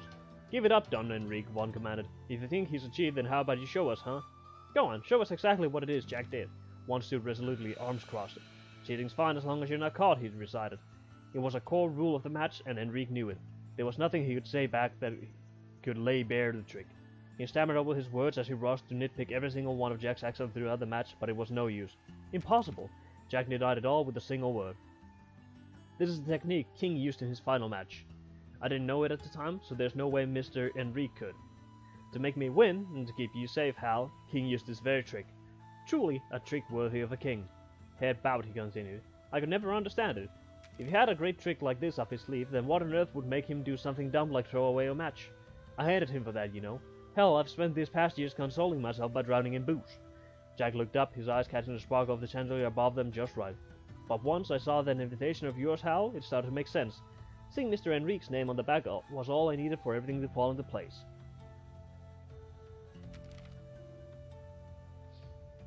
Do you remember, Hal? On that same day as that match, you were in bed after being struck with a very sudden illness. No one could explain what it was. Jack's words had Hal like a fish on a hook. So what? What does that have to do with anything? Jack ignored her and continued. Around the same time, I heard some rumor about Mr. Enrique. Word was he'd gotten his hands on a hell of a poison. Something along those lines, anyway. Perhaps Jack wasn't the only one who had heard this rumor. Curious as they were to listen in on Jack's story, a flurry of whispers swept through the audience upon the mention of the poison. The kind of whispers where one couldn't understand a word for word what was being said, but any onlooker would know exactly what everyone was thinking. Enrique could only stare at the ground and bite his lip. The facts weren't difficult to piece together. There was Hal, who just so happened to fall ill during the worst of times for King. There was Enrique, who had so conveniently acquired a poison during the best of times for him. And then there was King, who had so blatantly lost against me on purpose, Jack listed. There's an easy way to explain all of those things, and it boils down to one simple truth. One leapt to his feet. Fury writ all over his features. He began screaming at Enrique. You! 7 years ago, you poisoned this girl, and then you threatened King with it. Chapter 13, The Sense. You put poisoned this girl and then threatened King, didn't you? Wow, there's a fucking typo there! There's a fucking typo! Jesus! Or then it's the greatest way to write it where the character just stuttered. Anyways, every word from one's mouth was akin to being punched into the gut. Blow after blow after blow. Her body could only stiffen. Before Juan's accusations, Enrique desperately scrambled to put a defense together. He tried valiantly to hide how flustered he was, to conceal how sweaty his palms were, but never was there a poorer actor on a stage. Indeed, the way he begged and pleaded his case before such a massive jury was almost humorous. Everyone was quick to believe what Jack was saying. Of course, there was no proof that such a tragedy had occurred at all. It could easily have been a cleverly arranged string of lies, yet Enrique's rambles professing his innocence didn't make any sense to them, whereas Jack's story of few words made far too much. In the underworld, betrayal was a constant companion. That was precisely why, however, plain logic trumped proof time and time again. So long as the masses felt your story made the most logical sense, proof, be it present or lacking, didn't mean a damn thing. Enrique knew this rule as well as any other man, or woman present, as it slowly dawned of him that his punishment was only a matter of when, not if, he ceased protestations. Hal merely continued to stand as still as could be. She was being held upright by a throng of emotions, and her mind worked overtime to catch up to each new feeling the revelations of that night had brought. My father never lost, she whispered. That truth was a comforting balm to her heart, but at the same time it filled her with a deep sense of loss. Her father had chosen death himself. The very thought of it was far too big and far too sad. The flames of revenge that had fueled her actions suddenly and utterly went out, and as her once burning drive died, all that remained was thin smoke and cold white ash where her anger had been. That means that for me, Papa. The feelings that began to well up turned to words, and as they parted from her, everything that had been bubbling up inside surged without. Falling to her floor, Hal curled up in a ball and began to cry like a child. As he glanced at Hal from the corner of his eye, one put a hand on Jack's shoulder and patted him in a congratulatory way. Tonight went better than I could have possibly imagined. I'll do anything you ask if it's in my power, he whispered to Jack. Then give me Hal, Jack requested without a moment's hesitation. One was hard-pressed to answer. No matter how pitiable he found Hal, she was still a pawn of Enrique's. Even if there were to be punishments meted out for the events of 7 years ago, her freedom was very much in question. Give Jack what he wants. Will it really be such a problem? The voice from behind both of them froze every single person in the hall. All eyes turned to a single point. The one who drew their gaze was the bearded consultant to the underworld, Chief Minister Shamrock. Giving him the girl isn't a problem, is it, Enrique? Enrique nodded weakly. At last the ship was filled with cries of celebration. Then now, to each their own wish. Jack and Hal returned to the harbor at dawn. The enormous ship disappeared into the morning fog, gone before most knew it was even there, as if they had been played by an illusion all along. Does that sentence not make sense? What will you do with me then? Hal asked. Nothing. You're free, Jack shrugged nonchalantly. I doubt anyone will ever try to use your life in any deals ever again. Do whatever you wish. Hal was quiet a moment, then said, Hey, Jack. Why? Why would you do all this for me? Jack gave her a small, rare smile. King gave his life to keep you safe, and by saving you, he saved my life as well. I'm only standing here today because of him. Don't you think it's only natural I'd use the life he gave me to make his wish come true? Wish? What do you mean? Jack's smile disappeared. I believe your father regretted setting food into those gambling dens, not because of the game, but because there was no way a guy like him would ever risk putting his daughter in danger for anything. He adored you, you know. You should have never gotten wrapped up in this dark world, Hal. I'm sure he would have wished the same. Hal didn't know what to say. Jack continued. If you get what I'm saying, then run off from here and don't you ever come back. And with that, Jack strode away and left Hal standing there by the sea. The Calvin Republic. There's a city in this country, a place where migrants from the east have recreated their homeland down to the bright laggard tiles. On the northern outskirts of that city was a little rundown bar. Over a week had passed since that fateful game. Jack could still be found there in that same dingy bar. As always, he was at his liquor starting from noon. He had settled things with his past, but he was still the same man he was before. No, he was changed. He drank less, and when he drank, he didn't throw it back like a man dying of thirst, but instead sipped slowly and appreciated the taste. And that day, once more, the door to the place opened with a sound like a shriek. A new customer stepped into that same very bar, and that new customer was Hal. Jack choked on his whiskey. Hal, what are you doing in here? This ain't the kind of place you should be in. Ignoring his sputtering, she pulled up a stool and gave him her most dazzling smile. Hey, Jack, she began. Let's play a game. A real shocker of a match. Only this time, all bets are off. And Jack doesn't deserve to be treated kindly. Why do you think that Jack doesn't deserve to be treated kindly, Debbie? Could you elaborate on that? Also, what have you two linked again? Well, that is a huge figure, Yasuo. Jesus Christ.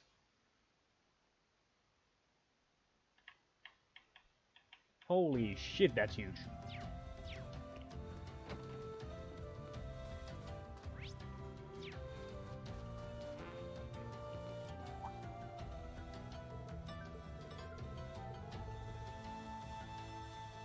It only took me 40 minutes to read that whole thing.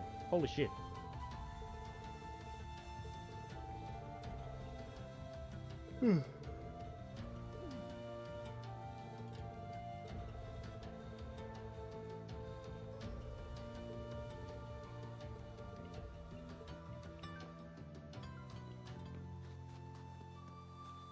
Yeah, it is huge.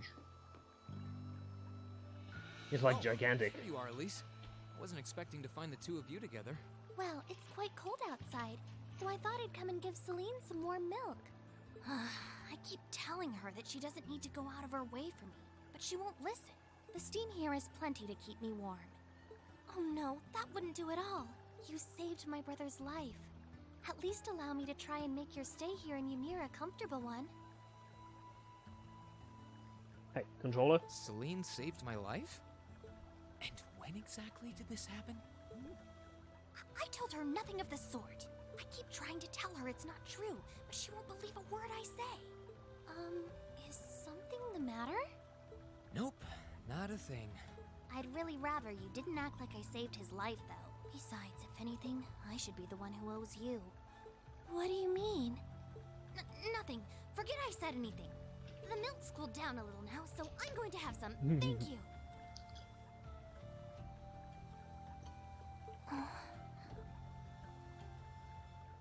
Thinking back on it, didn't Didn't Elise later say she spotted a cat when she went into the old schoolhouse?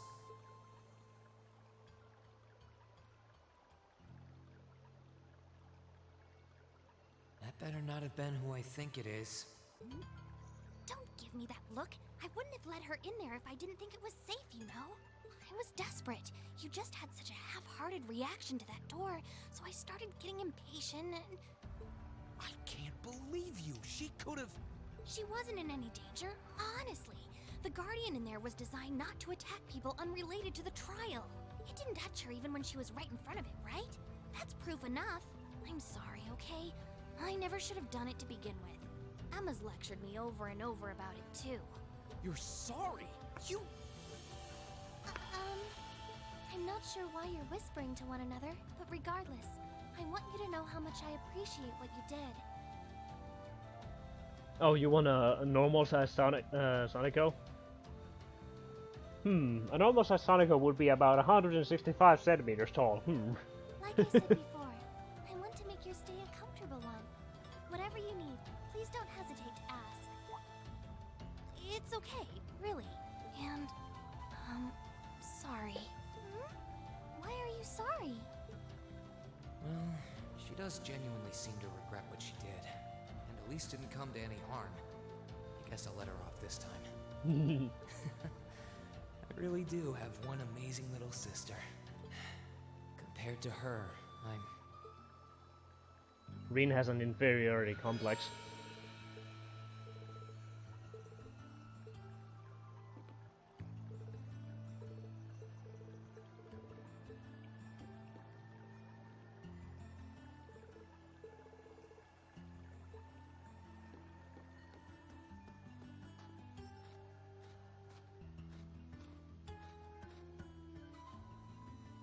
Okay, that's being pretty harsh, Devi. That's being pretty freaking harsh.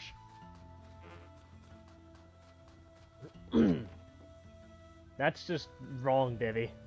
Even if you're joking, that's just wrong, dude. Climb it down a little bit.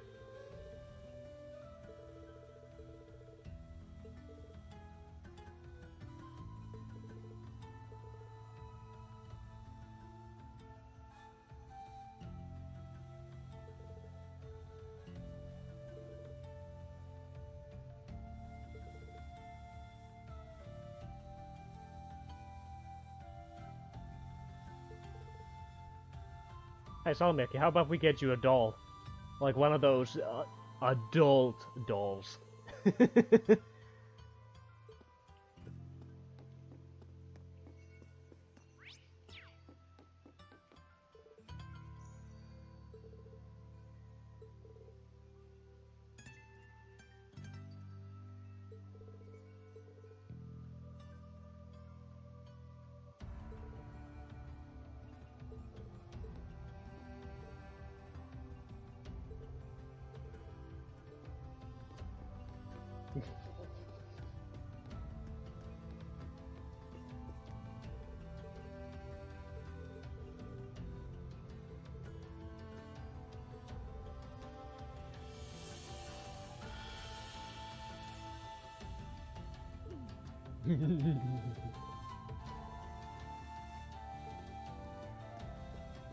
Yeah, the old man is nice.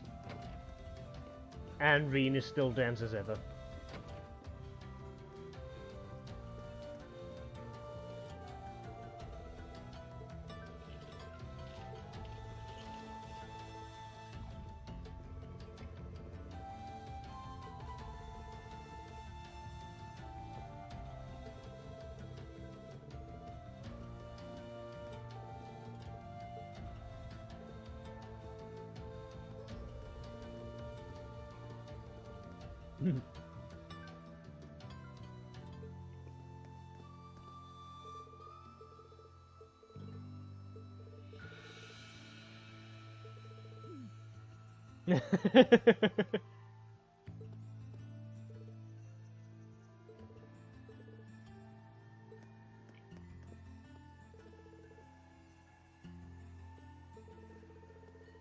Oh, is this what happened to Geralt after all his monster hunting adventures? He just ended up being a bartender over here.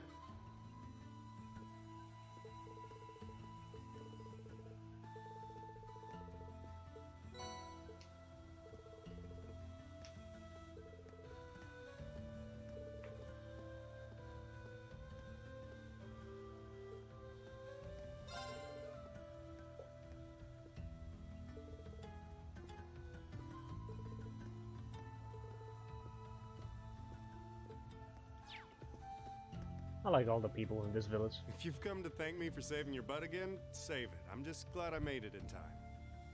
Princess Alphen and that sister of yours are the ones you should be talking to. You were on their minds this whole time. Yeah, I can tell. I really do appreciate you coming for me, though. I was pretty far out from town, so I didn't think anyone would find me. Just goes to show what bracers can do, I guess. You should have, Yasu. You should have. You could go for some pancakes. Dude, I want to make pancakes now. I want pancakes. Every time I make pancakes, they become very, very thick. About that. I wasn't actually the one who found you. You weren't? 2 days ago, I got a call out of nowhere on my Arcus. They gave me this crazy amount of detail on exactly where to find you. Then they just hung up. Didn't even say who they were. I figured it couldn't hurt to go take a look. And sure enough, there you were. That's strange. I wonder who it was. Wish I could tell you. I couldn't even recognize their voice. No, that's not really true. It was kind of familiar. Maybe. I know whatever. who it was. No use dwelling on it. Right now we've got bigger problems to tackle than mystery callers. There's the war for starters. You want bacon pancakes, Salmiakki? We can try and make some if you ever head over here. Yeah, I suppose you're right. Have you and the rest of the guild been doing much? Well, we've been trying. We're pretty limited on what we can do, partly because we've all been split up since the war broke out. I don't even know if any of the others in Erebonia are okay, Sarah included. It sounds like things have gotten even more serious since I was away. Sure has. Not even regular civilians have been able to escape being affected by it. As it stands, the Noble Alliance has the overwhelming advantage, but the Imperial Army's showing no signs of surrendering to them, particularly in a few regions across the country. I see. Oh, and another thing you might hear. We've been getting reports of a few Jaeger Corps taking part in the war too. Even members of Ouroboros.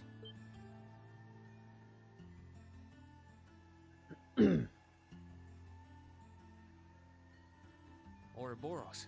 That secret society? That's the one. Jaegers being employed here in Erebonia is nothing new, but there's way more of them here these days. As for Ouroboros, they're probably just trying to stir up trouble of their own. It's what they do best. Yeah, Chernobyl pancakes indeed. I want a game that's focused on Ouroboros. Maybe it's And next there's game. the fact that Erebonia isn't the only place with problems right now. Crossbell's full of them too. There's so much to freak out about these days, it could drive you insane. Sorry, you've got enough on your plate without me dumping all this on you, huh? Try saving all those bad thoughts you got piling up for another day, okay? You need to focus on relaxing. You can decide what you want to do after that. Sure. Thanks, Toval. You're probably right. You're just a fountain of good advice, huh? I've just got a few years worth of life experience on you, that's all. Oh, and while I'm giving you good advice, why not take a dip in the hot springs? Could be a nice way to clear your head. It probably would. Hasn't let me down before. Maybe I should pay a visit to the Phoenix Wings later. Relaxing. Dude, your friends could be dead. Yeah, they could be, but it was already said that it's the Class 7 and we shouldn't worry about them. They already said that, you know.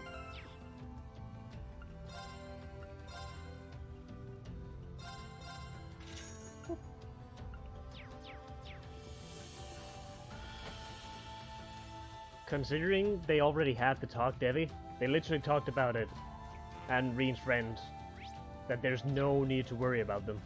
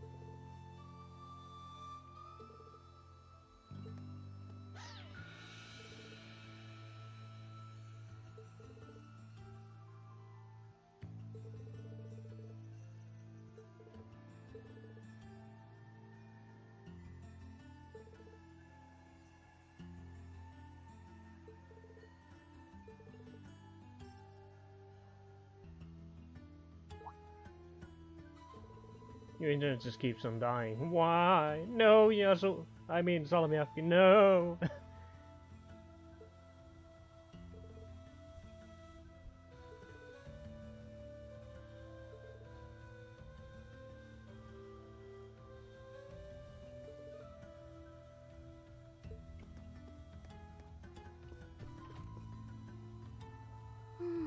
She's praying so intently.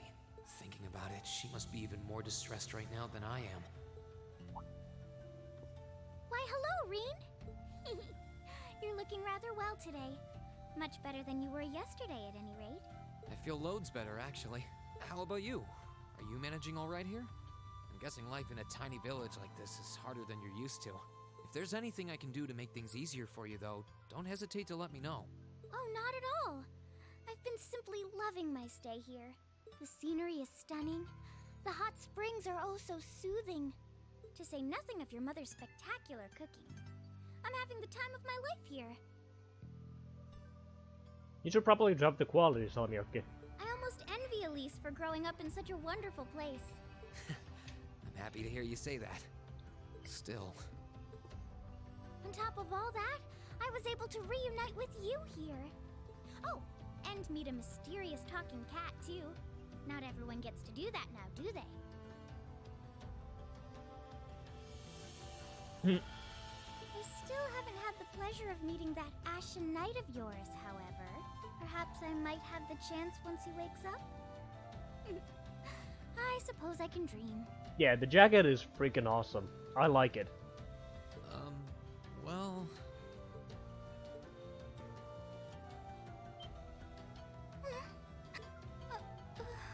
She looks so strained out. I'm the last person who has any right to now. say this. But there's no need to force yourself to bottle everything up and put on a brave face. I know how worried I am about my classmates, so I can only imagine how you must feel. Yeah, Pat. I'm so sorry. I'm supposed to be royalty.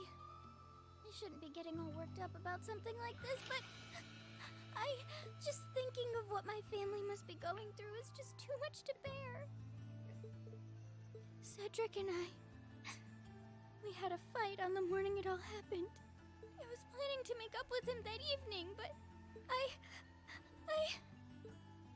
I'm sure he won't hold that against you. You'll be able to make up with him next time you see him. I'm sure that'll be sooner than you think, too.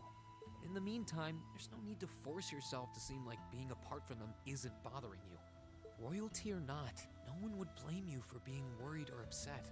And every single one of us here wants to do what we can to help you.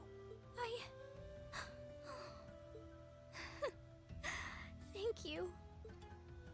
Adorable. I'm fine now. I hope I don't sound ungrateful, but I think you should be spending more time with Elise rather than me. This is your first chance in a while to spend some quality time together. I'd hate to take that away from her. Why? I mean, it's true that she's a little more dependent on me than you'd expect for a girl her age. But that doesn't mean she needs me hovering around her all the time. Then again, she did seem more shaken up than usual. Yeah, Reen gets all the ghosts, except 2 of them. He doesn't get Toa, nor does she get Angelica. Maybe you're right. I should try and cheer her up while I still can. Nor Laura or Emma. That's not exactly what I meant. Oh, this is so difficult on a fair maiden's heart, I hope you know. You're just making me wish you were my brother all the more. Why? Reen is confused.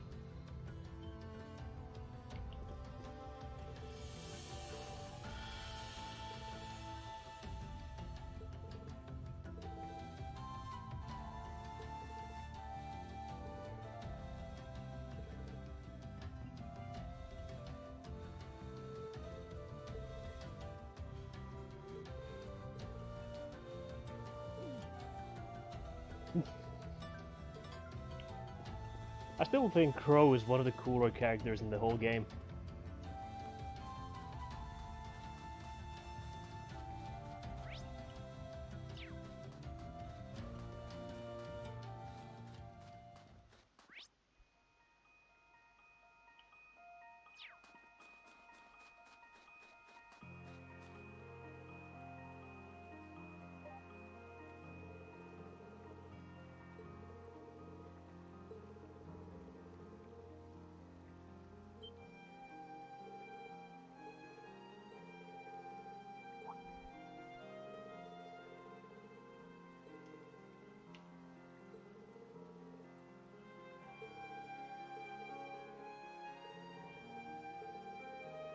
Yeah.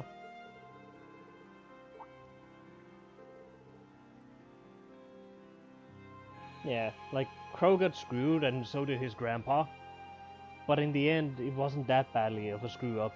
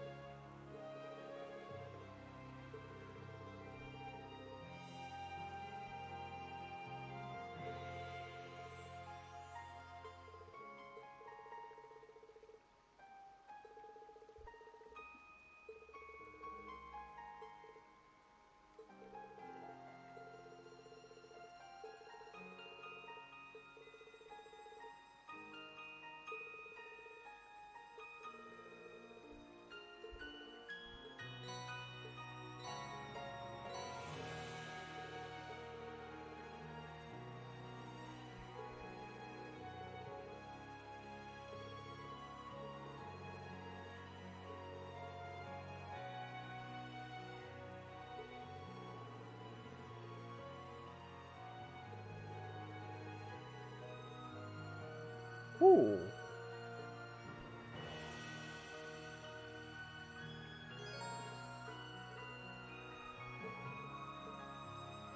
Oh, I could probably fish. Fish time!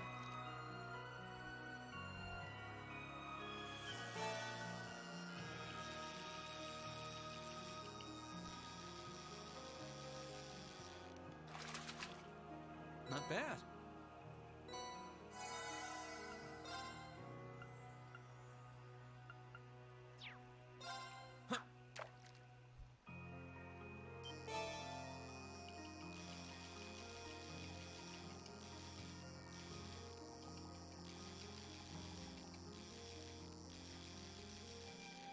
Fishy, fishy.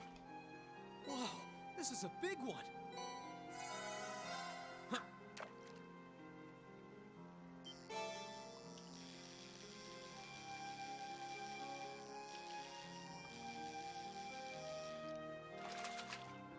Whoa, this is a big one. I just wish we could have gone to the place that the other groups went on their field studies. That would have been nice. Like if you start New Game Plus, instead of going the normal way, you would actually go to the area that the second groups went to. Not bad. Huh.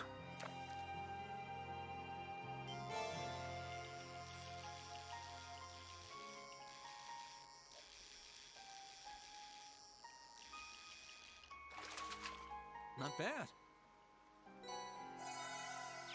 There we go.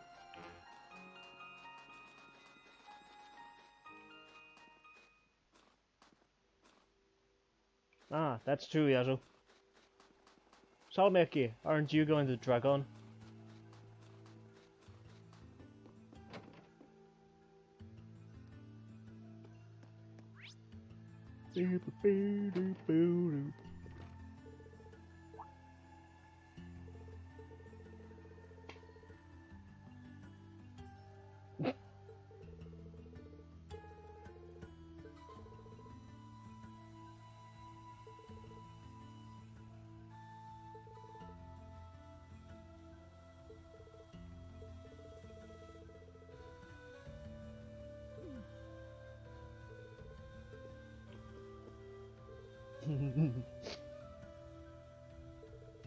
Mabel is a fun character.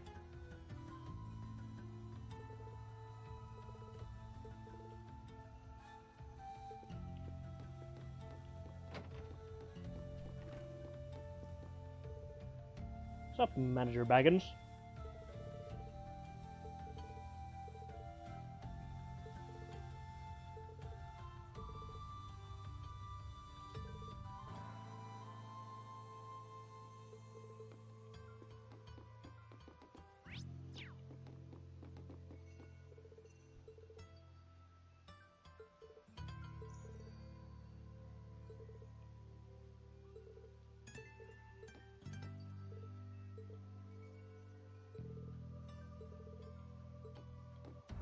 Do do do do do.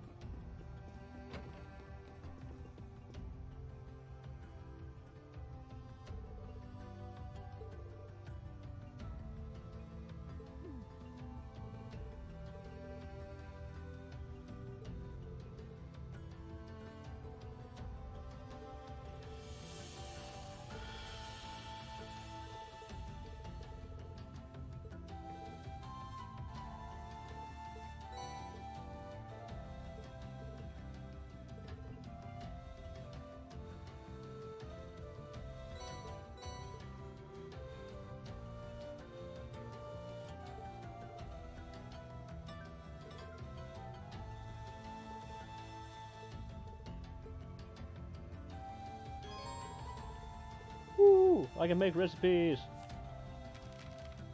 Yay! Salty onigiri! Okay, let's give this a try.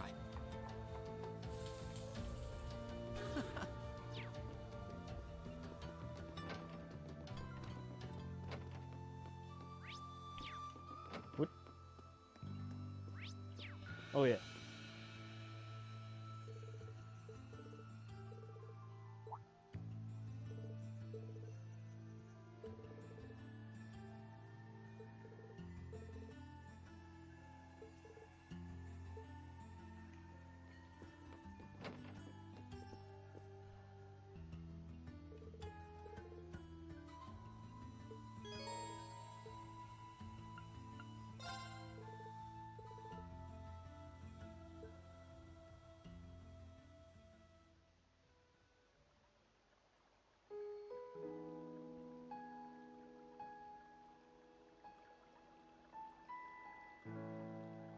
Man, I want to go to hot springs now.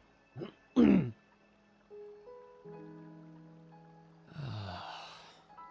really can't beat an outdoor hot spring. Feels like all the fatigue that's been building up inside me is melting away. I don't think I realized just how exhausted I was until I came in here. Still, what am I supposed to do now? Chancellor Osborne's been shot, the capital's been occupied, and now even Trista and the Academy are under the Noble Alliance's control. Lol, Debbie. Then there's Crow. I was practically a joke. I didn't stand a chance against him. Even borrowing the power of something like a divine knight wasn't enough to fight him on equal terms. Far from it. It was hopeless from the start. I didn't realize before, but he was holding back against me the whole time. Even without that trump card of his, he could have defeated me effortlessly. Indeed. And yet there was me, all happy, thinking that I'd won, right before he knocked me back with a single blow. If only I wasn't so weak. If only I'd been able to hold my ground. Maybe things would have been different. Instead, I ended up running away and leaving everyone else behind. There's no point in blaming how things ended on Celine or Valamar. None of this is their fault. This is all on me. Because of that, I've lost everything. I finally found a place where I felt I belonged, and people to share it with, and I lost it all. I thought my life was finally gaining some direction, but now I feel totally lost again. Reen? Oh no. Sorry if I'm bothering you. Elise, did you want to use the springs too? I heard you were here. Insert a strong gust of wind. So I thought that perhaps I could come and join you. I mean, I know we used to come in here together when we were kids, but we're a little old for that now, don't you think? I'm not so sure it's the best idea. Please, we're siblings. There's no need to feel so self-conscious. And you must be exhausted after all that's happened. So I thought the least I could do was come and wash your back for you.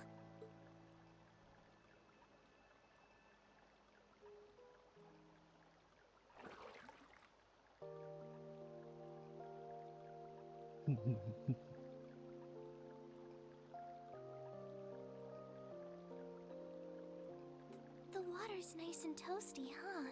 Truth be told, I haven't taken a dip here for some time. I'd forgotten how pleasant it was to sit here and admire the snow. Yeah, same here.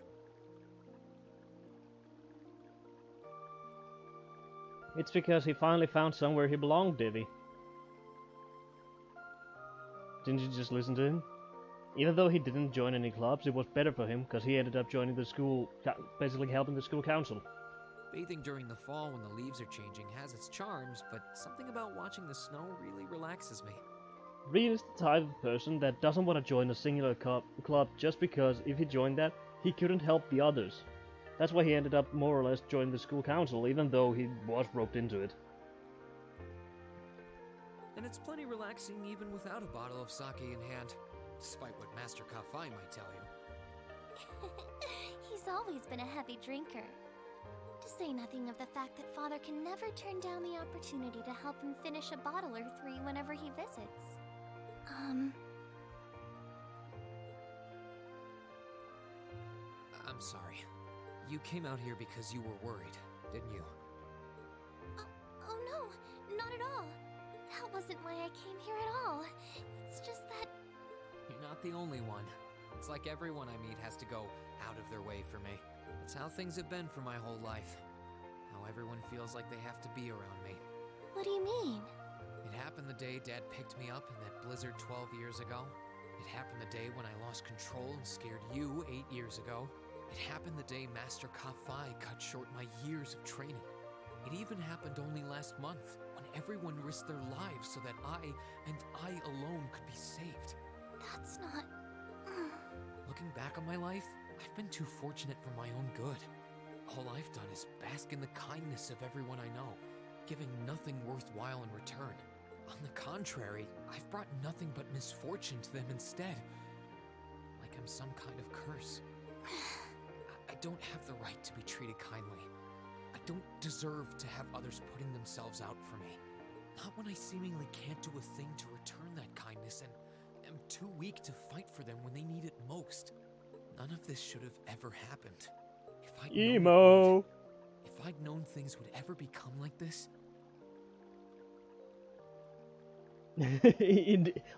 At this point, I agree with you, David. I would literally just get up right now, slap Reen about a few times, and then just throw his ass out of the, freaking hot tub, just into the pile of snow, and just tell him to, look around for a second. Then I'd never have gone to the academy to begin with. Stop. Do you seriously mean all that you've just said? The right to be treated kindly? And who exactly decides who has that right, whatever that's supposed to be? I don't look out for you because I expect something in return or because I want you to defend me. Acts of kindness aren't debts to be repaid. I look out for you because I care about you, because you're important to me. And I'm sure that Mother, Father, Master Ka-Fai, your classmates, and all of your other acquaintances feel the same. At least Alice has some sense of, what's right in her brain. Please, from the bottom of my heart, please don't say that you don't have the right to be treated kindly. Wah, look at those little tears. Wah. Of course you do. You just don't realize it. You care so much about the people who matter to you. So why can't you understand that those people care just as much about you? Think back to that day when you were separated from your classmates. What kind of expressions did they have when you parted from them?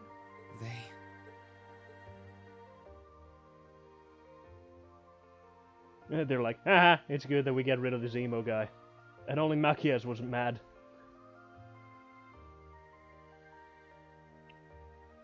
Literally, Machias was the only one who had a frown. They were smiling. They all believed that we'd see each other again. That no matter what happened along the way, we'd all be reunited.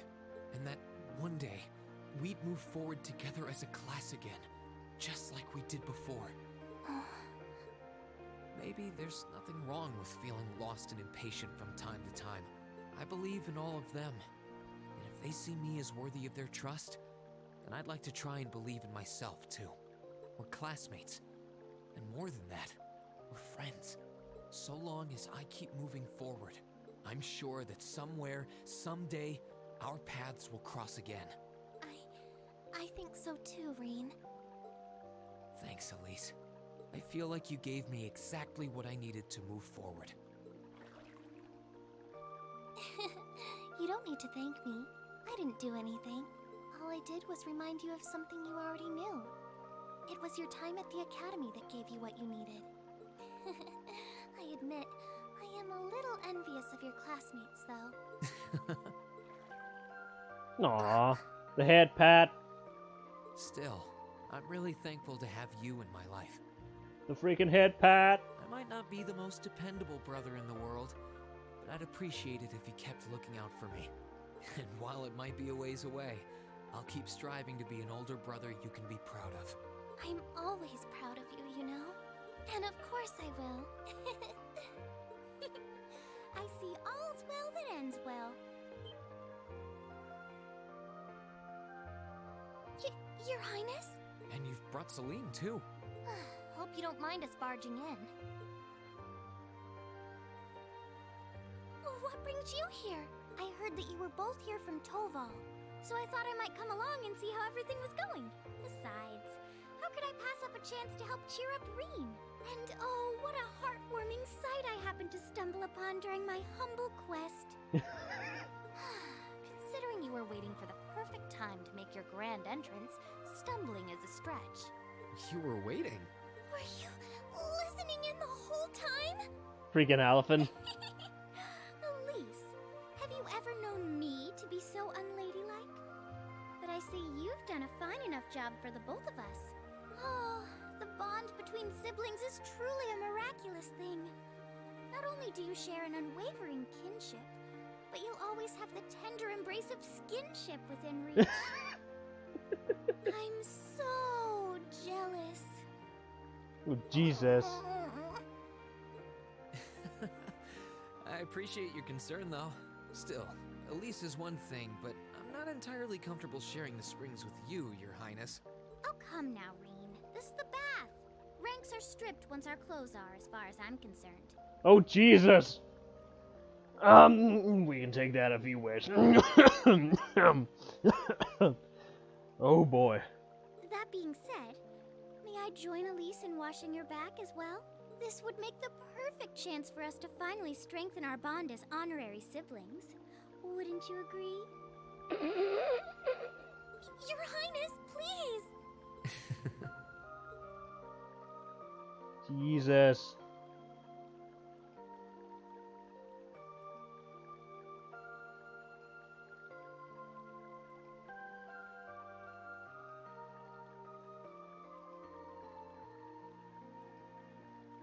I'm sorry, okay? Huh? About, you know, things. I'm not exactly all that cognizant of human feelings and the like. Emma often points out as much. But thinking back, I have done some things that were probably quite insensitive in your eyes. Look at you. Huh? And another hit, Pat. If anything, I should be the one apologizing. I shouldn't have taken my frustrations out on you like that. Can you forgive me? Forgive you? Why would I need to? I really don't get you sometimes. What was that? That sounded like... I know exactly what that was. It's that magic knight we ran into on the way down the mountain. I had a feeling Toval's art wasn't enough to finish it off. But the fact it's still active isn't the only problem. It sounds like it's coming this way. Ooh, boy.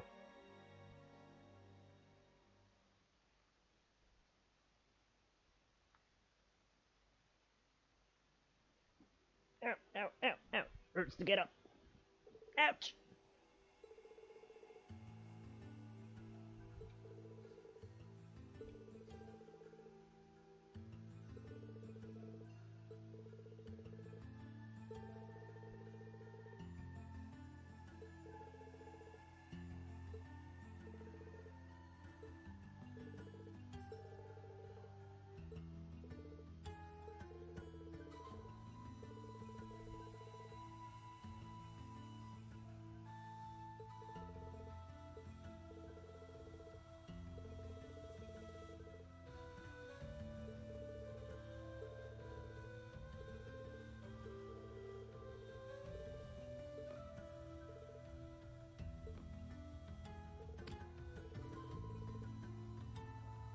Ooh, yeah.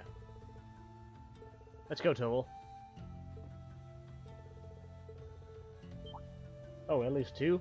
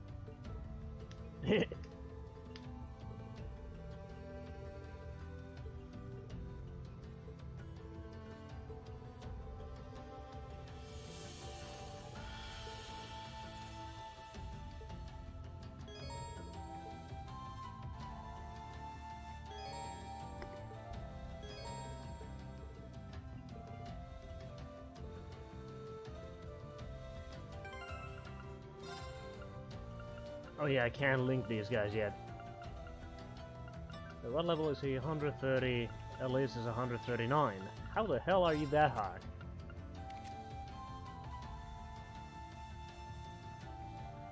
Helps cast an item for customers in the orbit made by Total. I don't really need to give them any quadzes.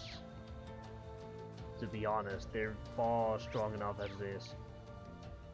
I don't need to talk to anyone.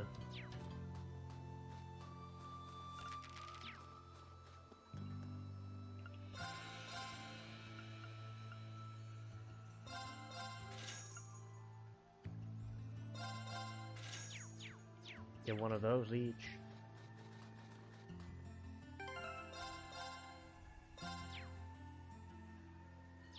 There wasn't anything strange going on, so we could just get going.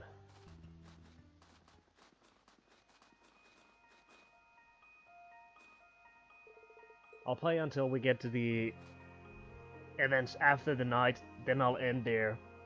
Because we spent quite a bit of time doing a lot of other things. I'll try and get up early tomorrow, so we can actually continue this properly.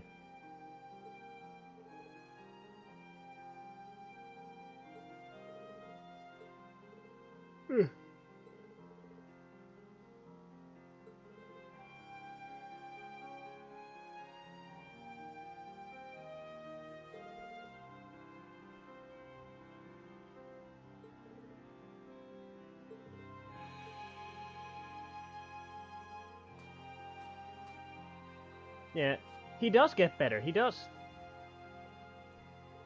Like, judging by what he is doing at the end of this game, he is very much better than he is during the time that you're, like, playing with him at the moment.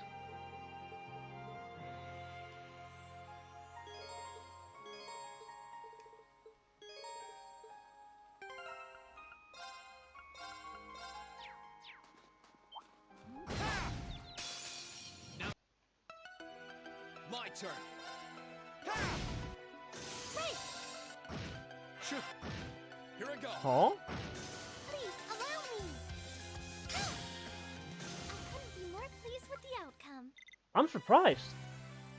How are they so weak that they don't deal enough damage to kill them in one melee? What the hell?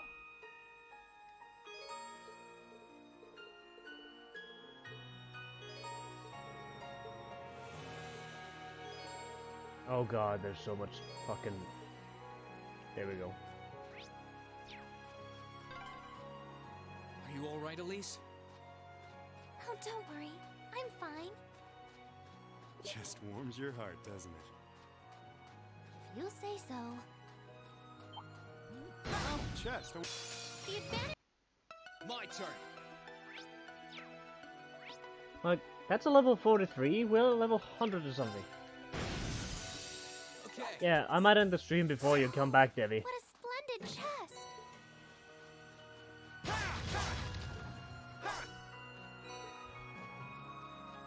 Because I'll only be playing to the fight that we have up here, the boss fight. And then I'll just save and end after that. My turn. Please, allow me! Sure thing. Let's get it. My turn. Second form. Damn! Okay, it's safe for now.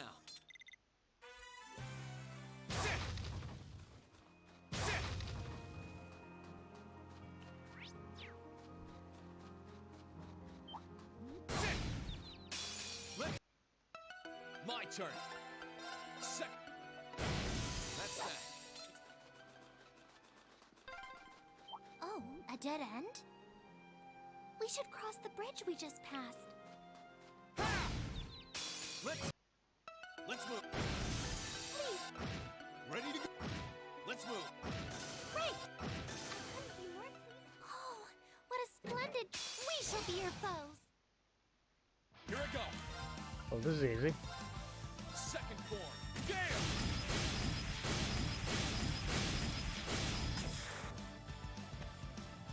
Wait! Ready to go. Try this. Fire!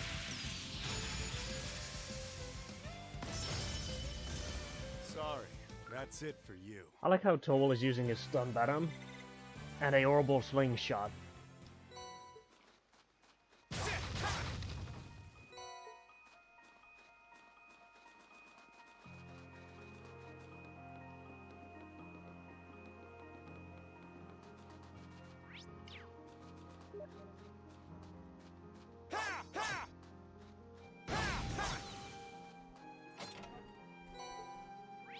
Hmm.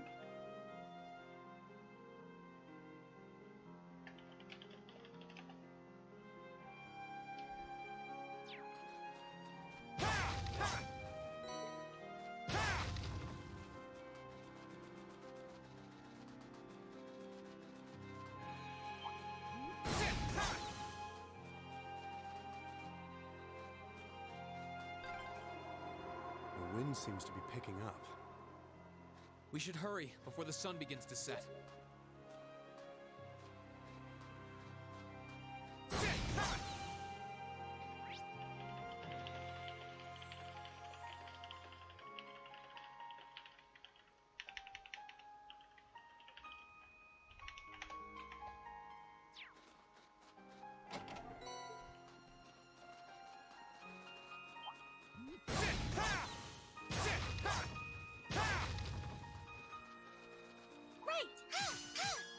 Ready to go.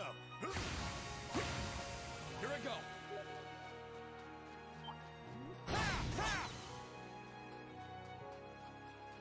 Dum-ba-dum-ba-dum-ba-dum-ba-dum-ba-dum-ba-dum-ba-dum.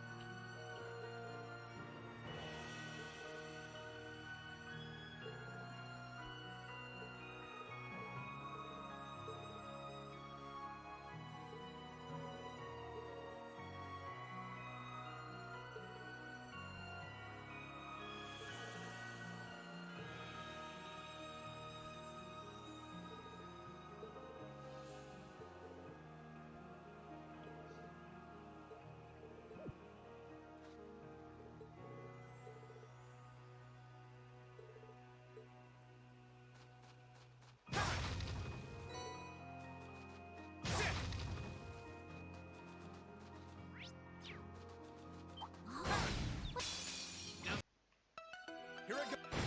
Okay. Oh, what a splendid chest! I'll show you a splendid chest.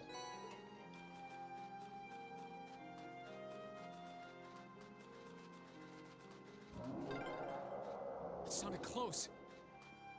Let's get yourselves ready. My turn. That's that. Let's keep moving.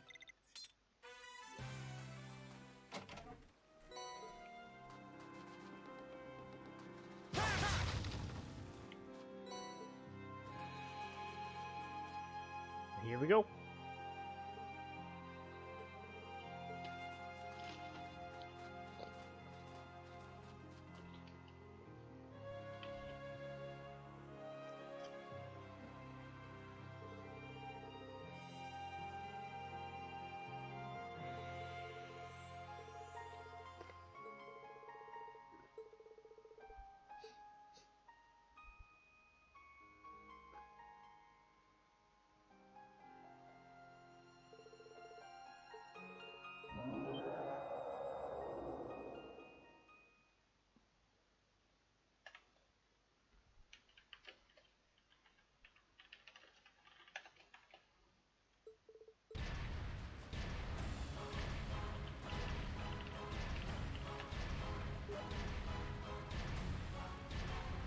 There you are.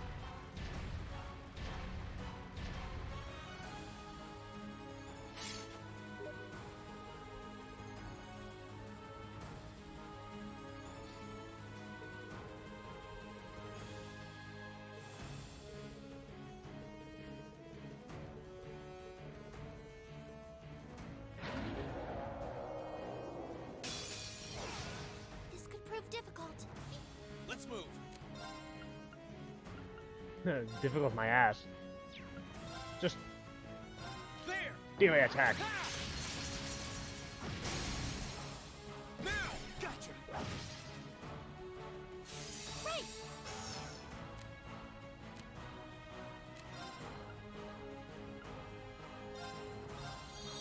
There. Ready to go.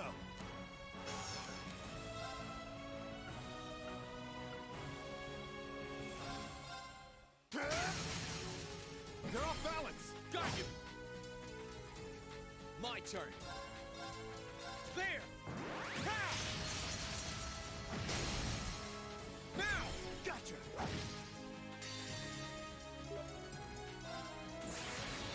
Assume your stance.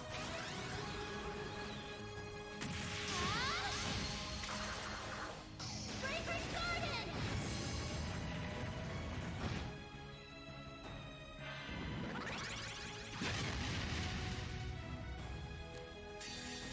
I want to see this one. Time to stop holding back.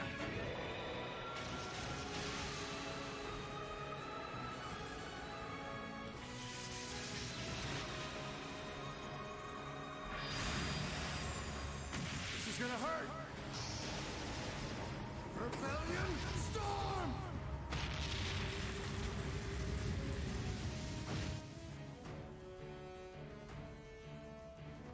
Phew.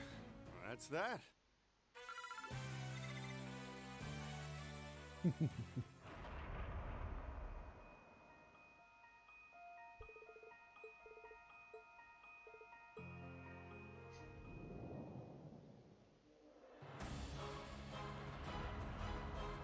And up it goes.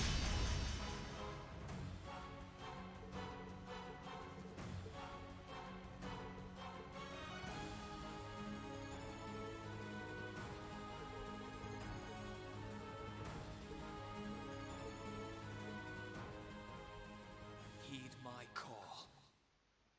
Valimar, the Ashen Knight!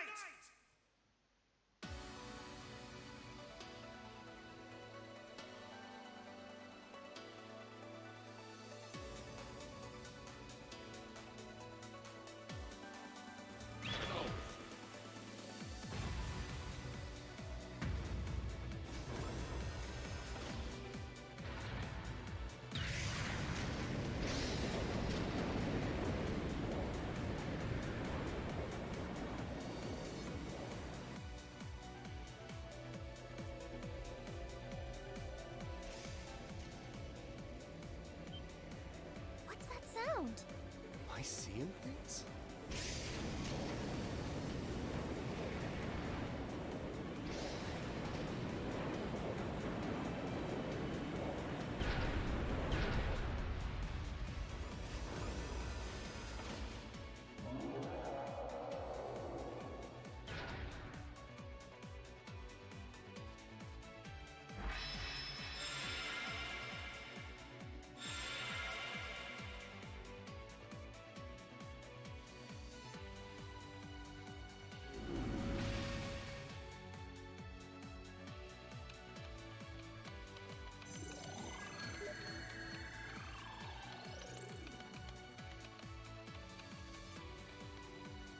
Yeah, he's recovered enough to fend off this guy at least. Try and actually win this time, got it? Not a problem. I'm counting on you, Valimar. Our target's the Magic Knight right in front of us. Acknowledged. However, operational time is limited to a maximum of 300 seconds. Caution is advised.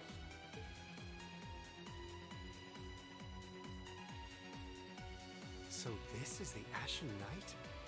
I heard about it fighting against the Alliance forces trying to take over Tristram.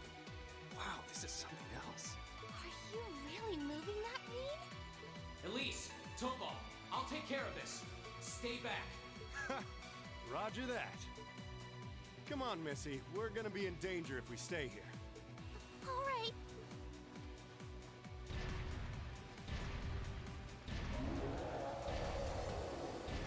Let's go then. I'll have to rely on the unarmed form this time too. That's fine by me. Okay, here goes. All right. You ready?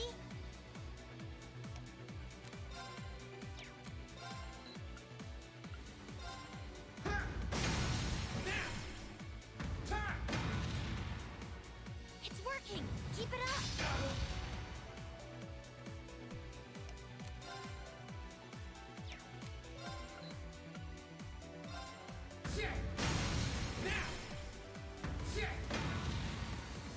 That's it.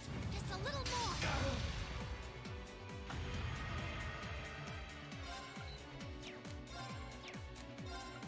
Oh, no you don't.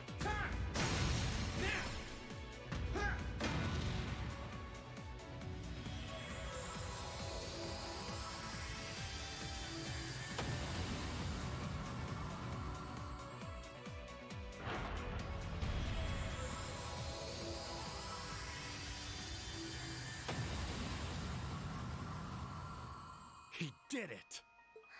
Thank goodness.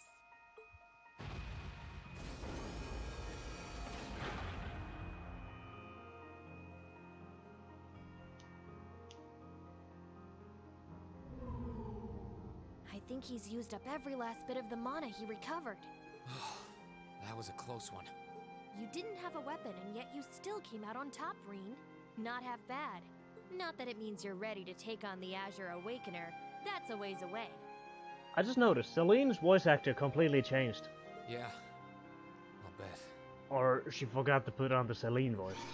Combat efficiency demonstrated a 5% increase over the previous battle. I look forward to observing further improvement in the future. Sure. I hope I don't let you down. I barely know a thing about you. But even then, it's clear as day that you're far more reliable than I'll ever be. Well, it doesn't matter how it happened. The fact is, we're now fighting alongside one another as both allies and friends. So don't worry. I'll do everything I can to become strong enough to draw out your full power. Strong enough to even win against Crow. I shall await that day.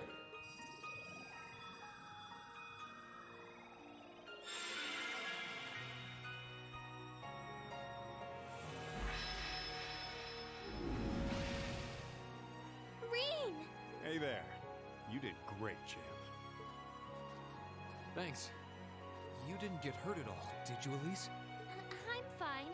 I'm more concerned about you. Are you feeling all right? I'd heard about what happened the last time you fought inside that thing. I'm a little tired, but that's all. I probably wouldn't have gotten off so easily if things were anywhere close to being like last time, honestly. As I've said once before, all damage taken by a Divine Knight is passed on to its Awakener. Yep, Celine's voice actor changed. So take that as extra motivation to continue getting better at piloting him. Oh, yeah, you did say that, didn't you? Well, I'd have to improve my piloting skills to get things done anyway. I've got every intention of getting better. You're sounding a lot more sure of yourself now. Does that mean you're feeling better?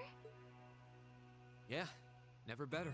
If I want to reunite with the others, I need to keep moving forward. Sorry. I've got a feeling I'm just gonna be causing you a lot more grief in the future. Oh, don't you worry about that. I'm plenty used to it. And besides, I'd like nothing more than for you to be reunited with your classmates. Thanks, Elise. You can be such a troublemaker. Sounds like things are all wrapped up here. I wouldn't be so sure about that. That can't be. Oh, not now.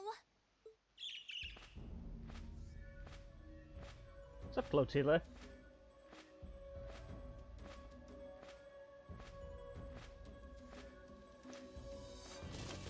Rianos!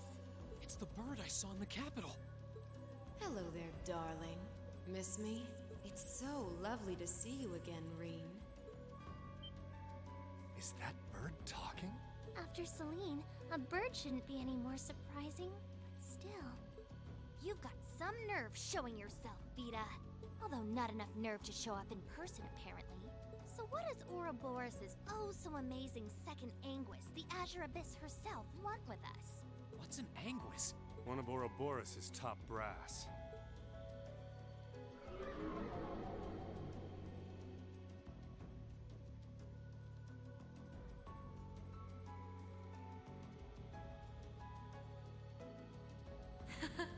It's nice to see you again too, Celine.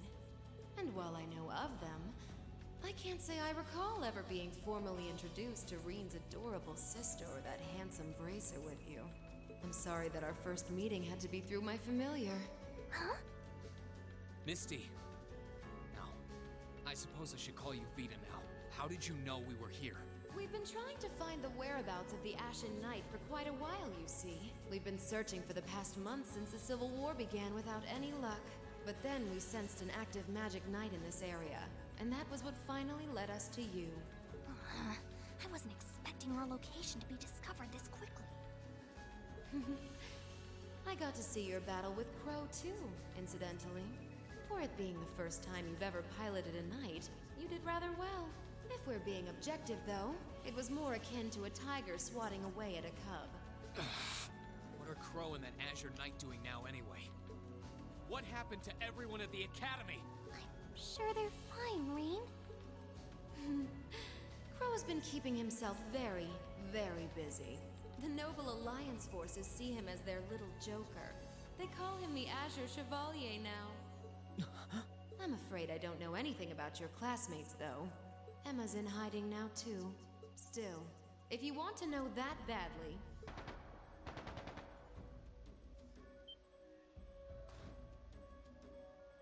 That didn't sound good. That sounded like gunfire.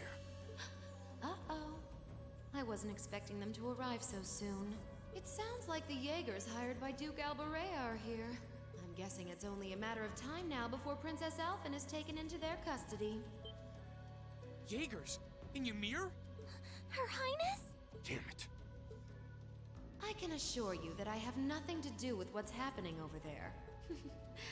I think you're going to want to hurry, though. Perhaps if you run fast enough, you might be able to get back in time.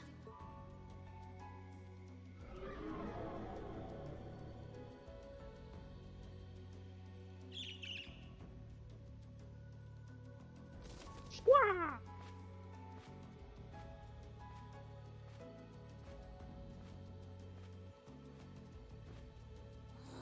How dare she act like this is all some game? Let it go, Celine. We've got to hurry. Yeah, Her Highness and the rest of Ymir are in real danger if we don't get moving. Right.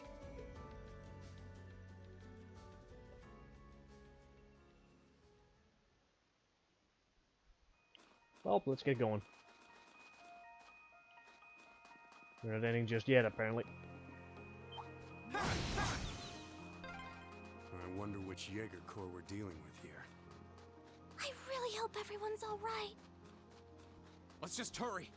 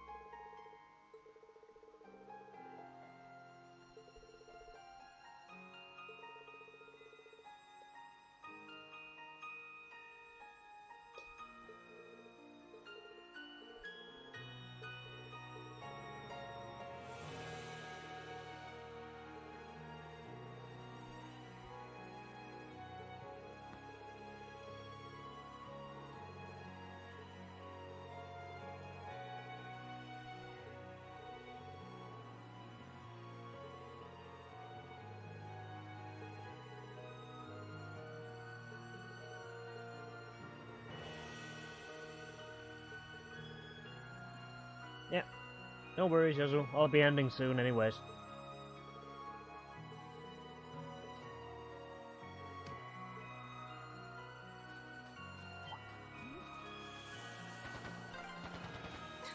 I can hear more.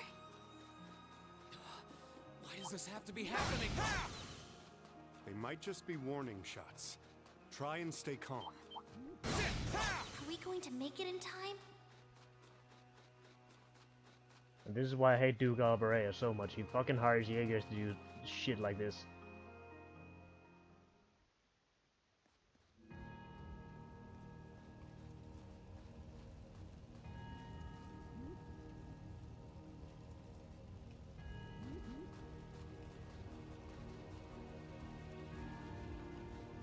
Oh, heavens. Your Highness, please hurry back inside the mansion and hide. Whatever may come to pass, we won't allow them to touch you. But... There you are.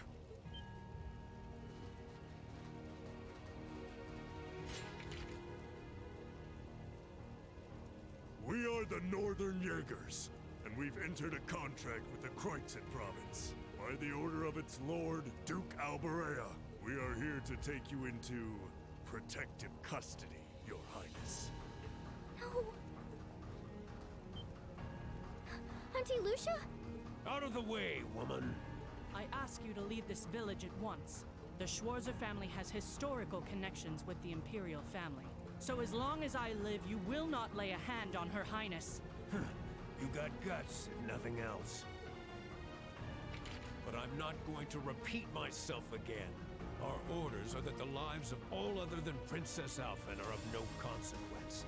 Am I making myself clear? Please don't! Don't you dare lay a hand on them!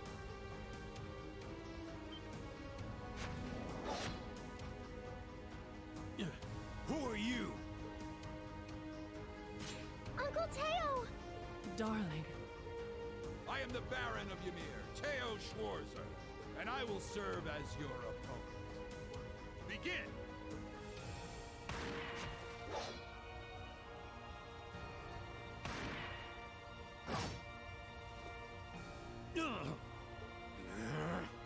Not all talk, I see. The art of swordsmanship has been passed down in the Schwarzer family for generations. I couldn't hope to compare to Master Kafai or Lord Arsaid, but I dedicate myself to honing my skills all the same. Clearly you're not the type of noble who sits idly by and hires men to fight his battles for him. But I wonder how much use your sword will have if we try this. I'm sorry, Mr. Baron. You cowards! Have you no shame?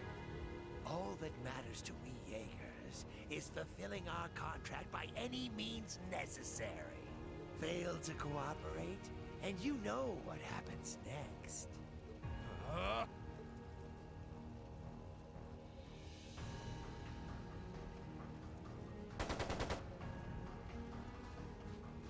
It sounded like a machine gun. There's fire everywhere. Damn it. Looks like we're up against some pretty high-ranking Jaegers here. And Dean goes nuts.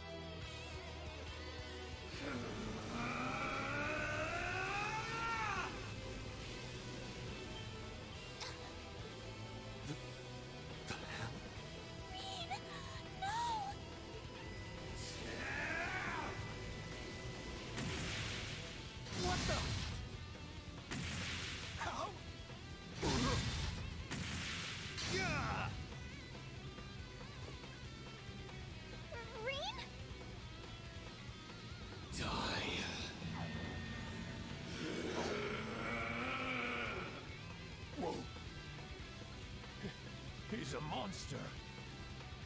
Reen! Reen, don't lose yourself to anger. That will only lead to a repeat of what happened 8 years to go! Elise.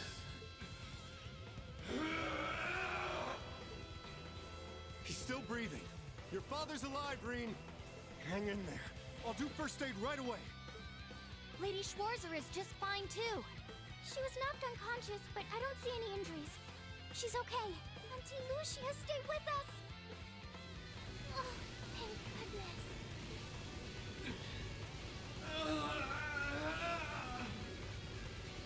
They should have let Reen just kill them. Are you back to normal? Reen, speak to me. Are you alright? Sorry, Elise. I lost control of myself again. It's alright. It's alright. And they let their guard You down. came back to me in the end, and that's all that matters. Elise, I'm sorry. I really am.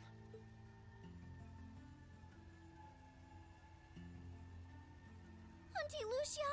Are you alright, Auntie Lucia? Your Highness, you're unharmed. Yes, I'm fine. And it's all because of you and your family. I can't even begin to thank you enough. Your Highness, there's no need to cry. You have the face of an angel. Please don't spoil it with tears. Well, I'm glad she's in no mortal danger. Toval, what about Father? I've given him some first aid, but he was injured pretty severely. We should get him to somewhere he can receive proper treatment as soon as possible. No. Dad. Honestly, some people have no patience.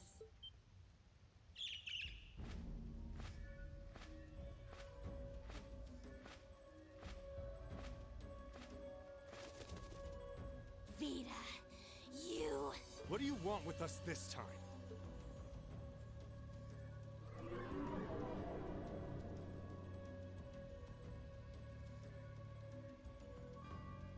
I had some concerns about how things were over here, so I decided to come and have a look.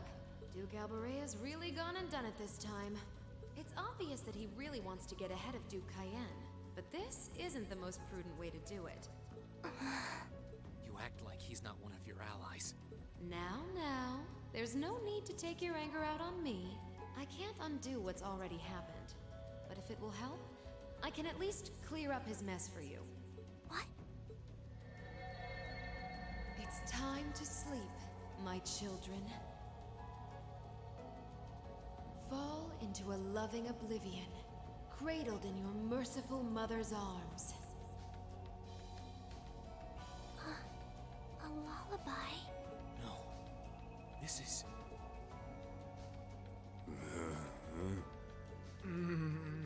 You will descend the mountain as you are, and you will report to Duke Albarea that you found nothing out of the ordinary.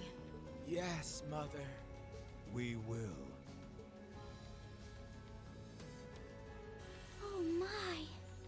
Unbelievable. So this is what you witches are capable of, is it?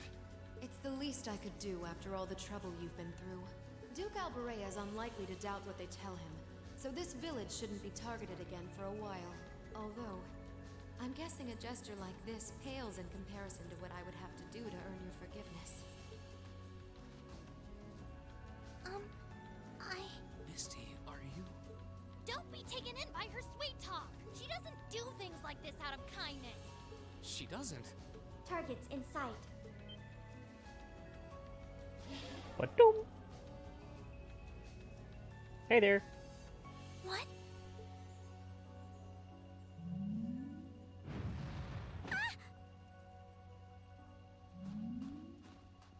Elise! Your Highness! Shit! Was she here the whole time?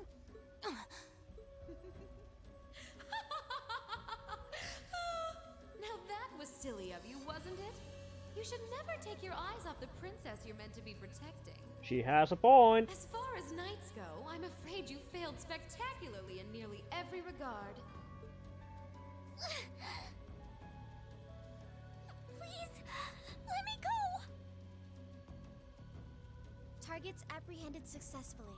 Targets identified as Objective 1 and Objective 2. Mission complete. Who are you? And what do you want? And why does that thing you're on look just like Eric Getlum? It really does. I take it you being with her means you're an enforcer or something? I don't comprehend your question. She's not with Ouroboros, actually. She's a behind-the-scenes helper of sorts who was donated to the Noble Alliance by an anonymous benefactor. Think of her as yet another ally of the Alliances, much like ourselves, Zephyr, and the Imperial Liberation Front. Couldn't ask for a more terrifying lineup right there. If you like, you can think of me as the Wicked Witch, while she's the Black Rabbit guiding my steps with every adorable hop. Stop messing around! Lady Clotilde, please give the order to retreat. There is no need to remain here any longer. Yes, I suppose you're right. Let's be going.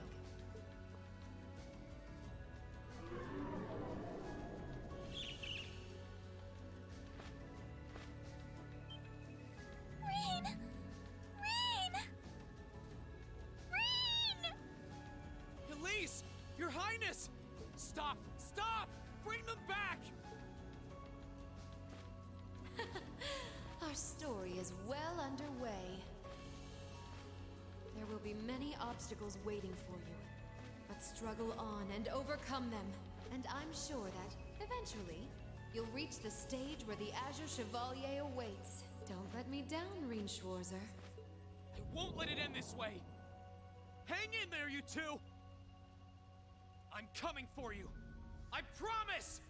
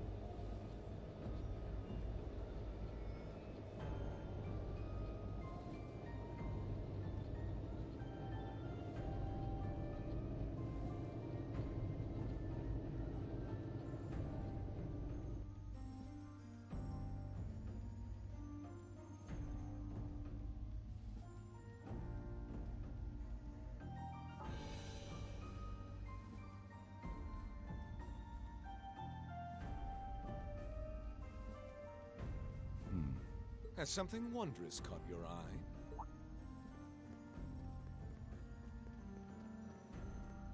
Well, if it isn't Duke Cayenne and the Azure Chevalier. Marvelous, isn't it, Rufus? Does it not bring you joy to look down upon our land from such great heights? Especially when one considers our victory in the war that rages on it all but in our grasp.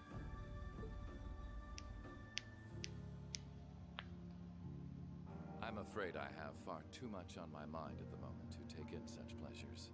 But the war is indeed raging on, just as you say. And with every day that passes, I worry more for the people of my father's province caught up in it. So young, and yet you've already adopted such a delightful perspective. It's clear to me now why your father holds you in such high esteem. Had I a son like you, then I too would take notice of the achievements you've curried in the war thus far. You flatter me, sir. Green though I may be, I intend to do all in my power to carry out your will as Supreme Commander of the Noble Alliance.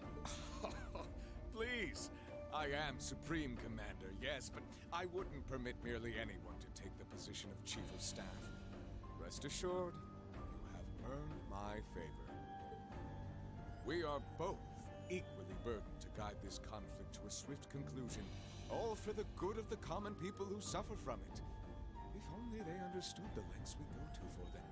And on that note, I assume you've already decided on how we will be proceeding? At present, 60% of the nation is under our control.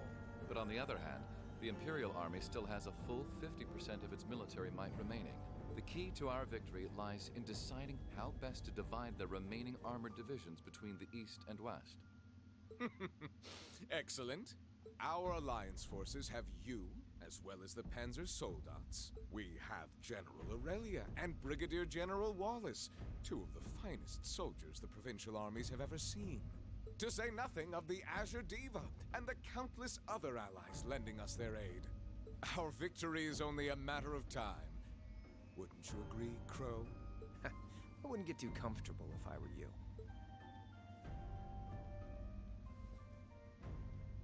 Just so we're on the same page here, Divine Knights aren't omnipotent or anything.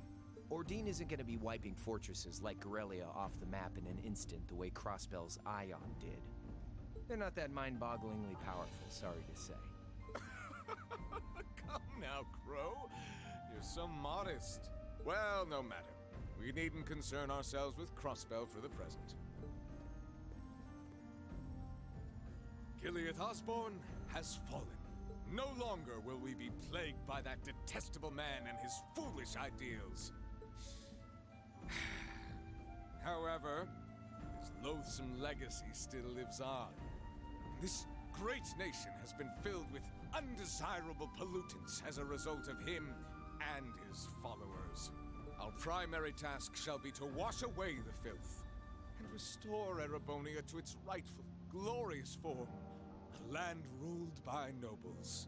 Oh, really? As you wish. I nearly forgot. Regarding the other Chevalier, I'm in the midst of pondering if there is a way to get him to join us. And being that you're such a close friend of his, your assistance may be required at some point. Give it some thought, won't you? Understood.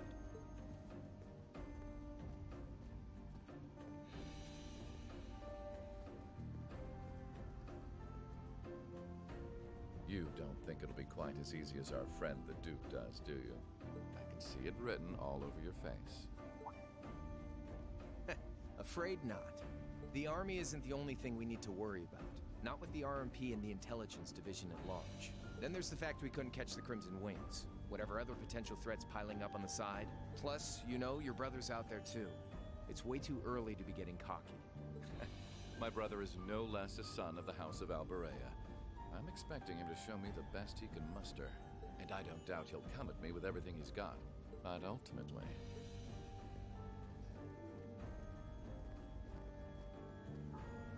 unforeseen circumstances are exactly the reason we carry only the finest insurance. Are they not, dear ladies and gentlemen? You're so right. Feels kind of overkill having all of us on the same side. Still, this is how wars are fought. Whatever, so long as we get to have our fun. Just don't forget. We're not here for you. We won't be working together forever. Oh, but the fireworks that will spark from our partnership will be ever so beautiful. Yeah, I guess I can help. Point taken. I can't see anyone or anything out there having a chance against this group of monsters. That's the idea. Oh, really? What a bit. I leave the unseen side of this War of the Lions reenactment in your capable hands. You're up against the Ironbloods, the Crimson Wings, and the Horned Lions. With opponents like that, you needn't hold anything back. Go forth and enjoy your fill of battle.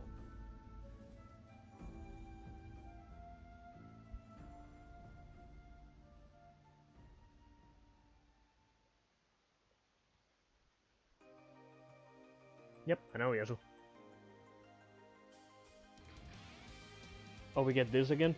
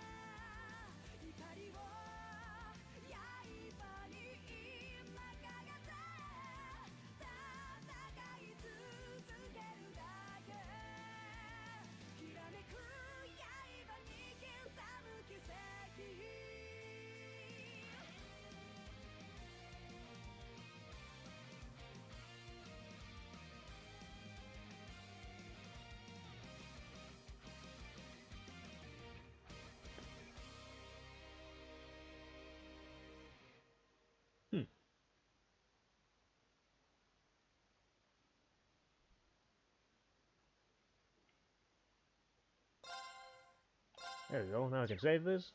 And I can literally say, thanks for joining.